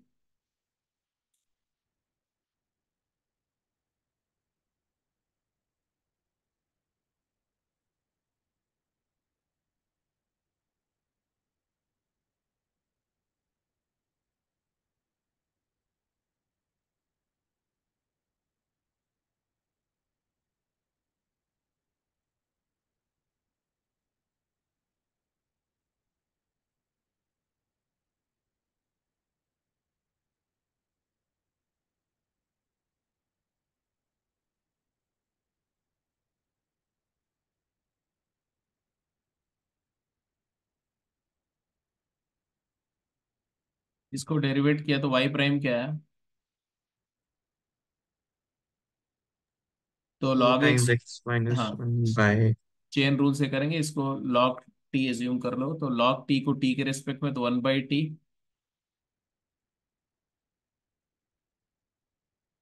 और फिर टी को एक्स के रिस्पेक्ट में, इसको ln ऑफ टी एज्यूम किया मैंने। फिर dy बाय dx को अपन क्या लिखा? dy by dt into dt by dx, because it was a function of t and t was function of x। So composite function था इसलिए ऐसा किया। एंड dt बाई dx मतलब d dx of t means x square minus 2x-3, यही लिखा होगा आपने। तो आपको मिला होगा 2x-2, 2 times x-1 upon x² - 2x-3। बोलो भाई, सबका यही है डेरिवेटिव?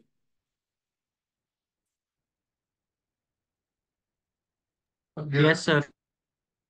अब बोला इन्होंने कि इंटरवल ऑफ मोनोटोनिसिटी बताओ क्या है, इस फंक्शन की मोनोटोनिसिटी का इंटरवल बताओ। फैक्टर कर लिया इसको? डिनोमिनेटर का सर। फैक्टर क्या आ रहा है? X minus 3 x plus 1। Well done. तो साइंस स्कीम क्या नजर आई आपको? -1 to 1। यहाँ पर आ रहा है पॉजिटिव नेगेटिव, पॉजिटिव नेगेटिव। अगर मैं बोलूं कि F x is increasing in the interval, तो इंटरवल क्या क्या क्या इंटरवल बोलेंगे आप? -1 to 1 एंड between 20। माइनस क्या बोला? -1 to 1। ओके। -1 to 1 तो नहीं आएगा क्योंकि उसमें लॉग का रिस्ट्रिक्शन लग जाएगा। किसने बोला ये? सर मैंने बोला। ठीक है, वेल डन वेल डन, अच्छा लगा मुझे, बहुत अच्छा लगा। हाँ, इसमें बेटा फंक्शन इंक्रीज करेगा या फंक्शन डिक्रीज करेगा या फंक्शन अपनी कोई प्रॉपर्टी एग्जिबिट करेगा कब? जब फंक्शन होगा तब ना। जैसे मेरी प्रॉपर्टी कब है? जब मैं एग्जिस्ट कर रहा हूं। अगर मैं ही नहीं एग्जिस्ट कर रहा हूं तो मेरी प्रॉपर्टी कैसे एग्जिस्ट करेगी? Are you getting my point और not?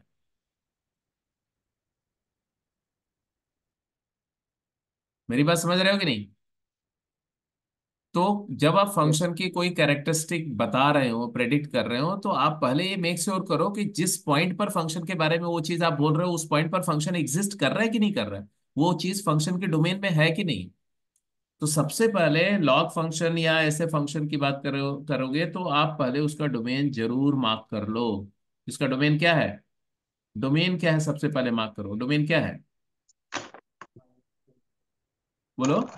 Minus infinity to minus negative one, one union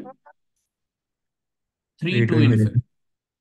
तो इस फंक्शन का existence subjected to this condition है। जब एक्स इसमें लाई करेगा तभी ये फंक्शन डिफाइंड है। और इसी इंटरवल में ही आप बोल सकते हो कि वो फंक्शन इंक्रीज कर रहा है या डिक्रीज कर रहा है। तो -1 से 1 में तो डोमेन ही नहीं है, तो ये वाली बात तो हम गलत है, ये नहीं बोलेंगे, है ना? ये नहीं बोलेंगे। ये लोग काटा लगा दिए, ये गलत था। झूठ बोल रहे थे हम लोग, है ना? तो क्या बोलेंगे? इंक्रीजिंग कहाँ से कहाँ तक बोलो? 3 to infinity. Infinity. Very good. Infinity. और फंक्शन डिक्रीजिंग कहाँ पर है? Minus infinity to minus one. हाँ जी, माइनस इन्फिनिटी से लेके -1 से 3 में नहीं, क्योंकि 1 से 3 और -1 से 1, ये पूरा इंटरवल -1 से लेके 3 तक फंक्शन का डोमेन नहीं है, इसलिए वहां पर इंक्रीजिंग या डिक्रीजिंग होने का सवाल ही नहीं उठता। अब आगे तो आप कर ही जाएंगे कि 4 पर कैसा नेचर है, तो 4 पर ऑब्वियसली इंक्रीजिंग। और -4 पर कैसा नेचर है, तो -4 पर फंक्शन डिक्रीजिंग है, ये भी सही बात। 1 और 2 पर फंक्शन का नेचर कैसा है, तो 1 पर फंक्शन डिफाइंड नहीं है और 2 पर फंक्शन डिफाइंड नहीं, तो neither increasing. We can't talk of monotonicity at 1 and 2। Two. तो थोड़ा सा मतलब जहां गलतियां होती हैं, मैं वो पॉइंट सिर्फ आपके सामने रख रहा हूं कि किस तरह की मिस्टेक हम करते हैं। फंक्शन है, डिफरेंशिएट किया और डेरिवेटिव फंक्शन आ गया, उसके बारे में आप ज्ञान देने लगे। नहीं, फंक्शन का डेरिवेटिव फंक्शन जो आप डिफरेंशिएट करके निकालते हैं, वो derivative function subjected to the condition होता है कि फंक्शन डिफाइंड है, तभी वो डेरिवेटिव फंक्शन है। डेरिवेटिव फंक्शन, जब फंक्शन नहीं डिफाइंड है तो भी डेरिवेटिव फंक्शन एग्जिस्ट कर सकता है, लेकिन वो उस फंक्शन का डेरिवेटिव नहीं होगा उस पॉइंट पर। वो अलग है कि इंडिपेंडेंट फंक्शन। एनीवे, ये 2 क्वेश्चन और हैं। इसको भी ऐसा करो, आप इसको नोट कर लो, ठीक है? नोट क्या कर लो, कर ही दो यार, 2 मिनट का है, करके खत्म करो इसको।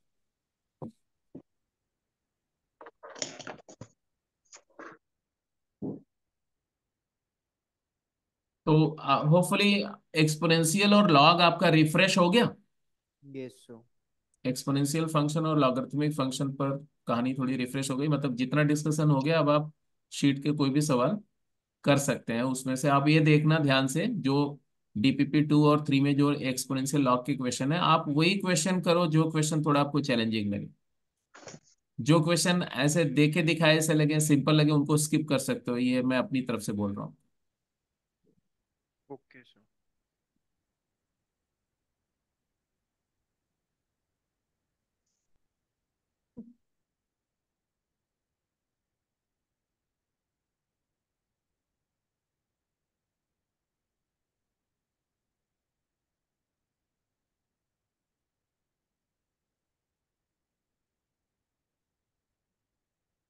log x बेस 16 का whole square minus log x base 16 plus log k base 16 equal to 0, ऐसा दिया हुआ। बोल रहे हैं find all the values of parameter k for which this function with real coefficient will have exactly one solution।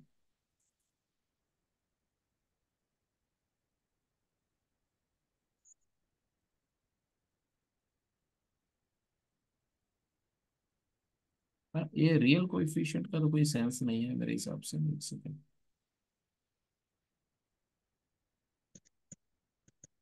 Just बताओ, with has exactly one solution. Real coefficient जैसा कुछ नहीं, इसको इग्नोर करना।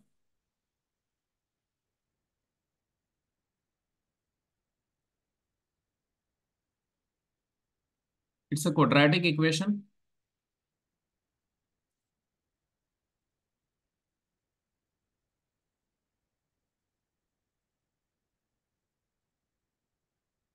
Y square minus y plus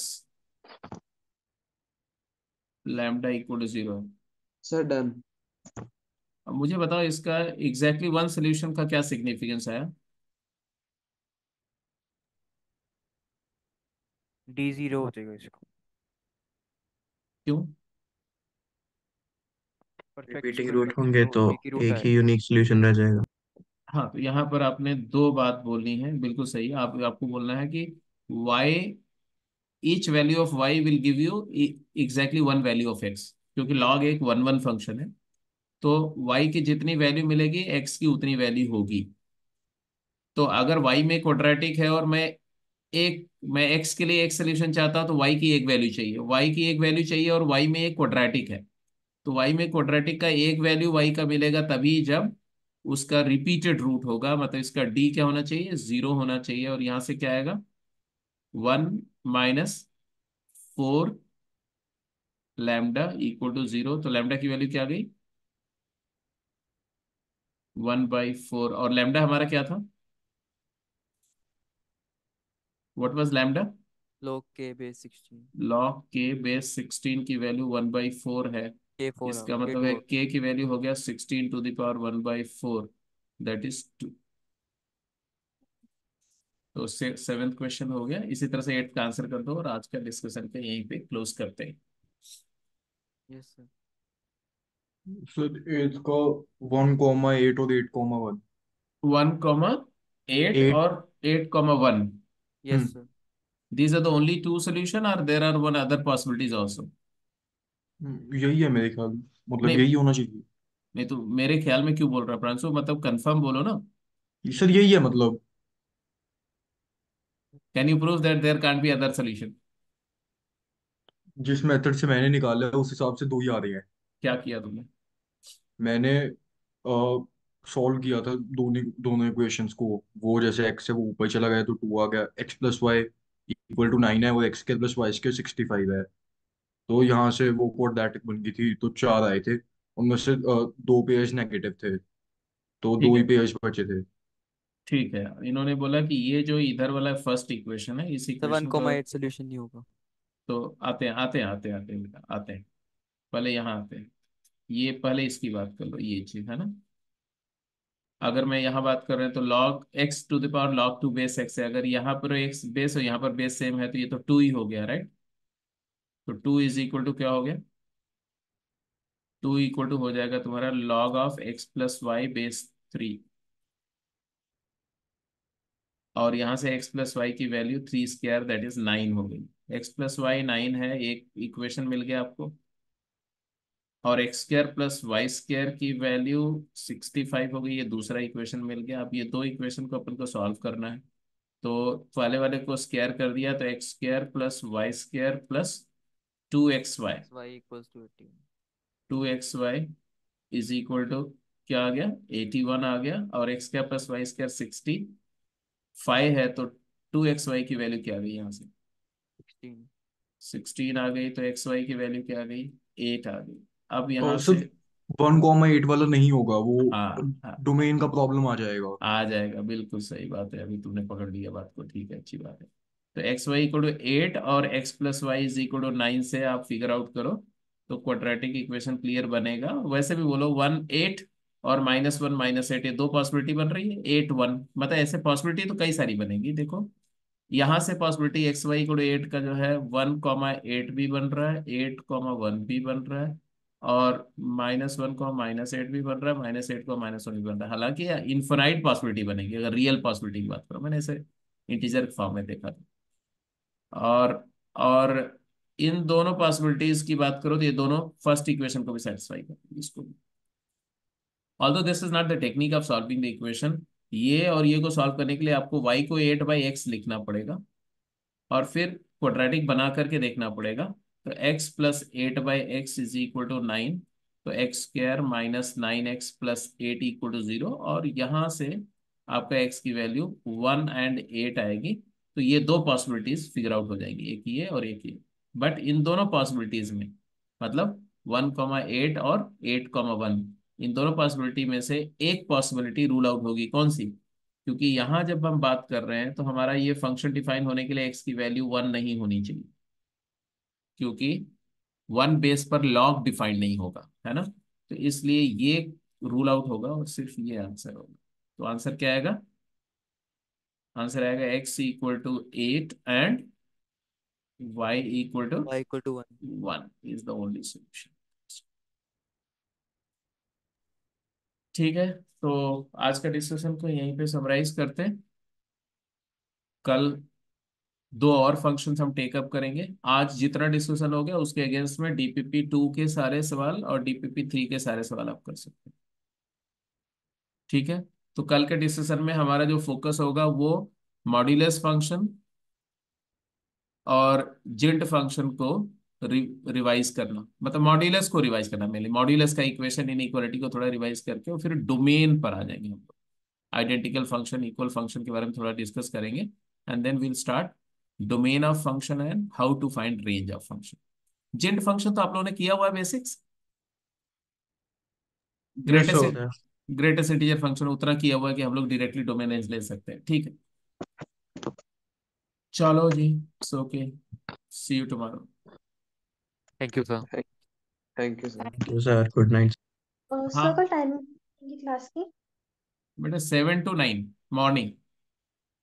okay sir. ठीक है, मैं अभी दोबारा टाइमिंग शेयर कर दूंगा, डोंट वरी। Okay sir. हाँ ठीक है सिद्धार्थ, मैं कर देता हूँ बेटा। Thank you sir. वेलकम बेटा, गुड इवनिंग।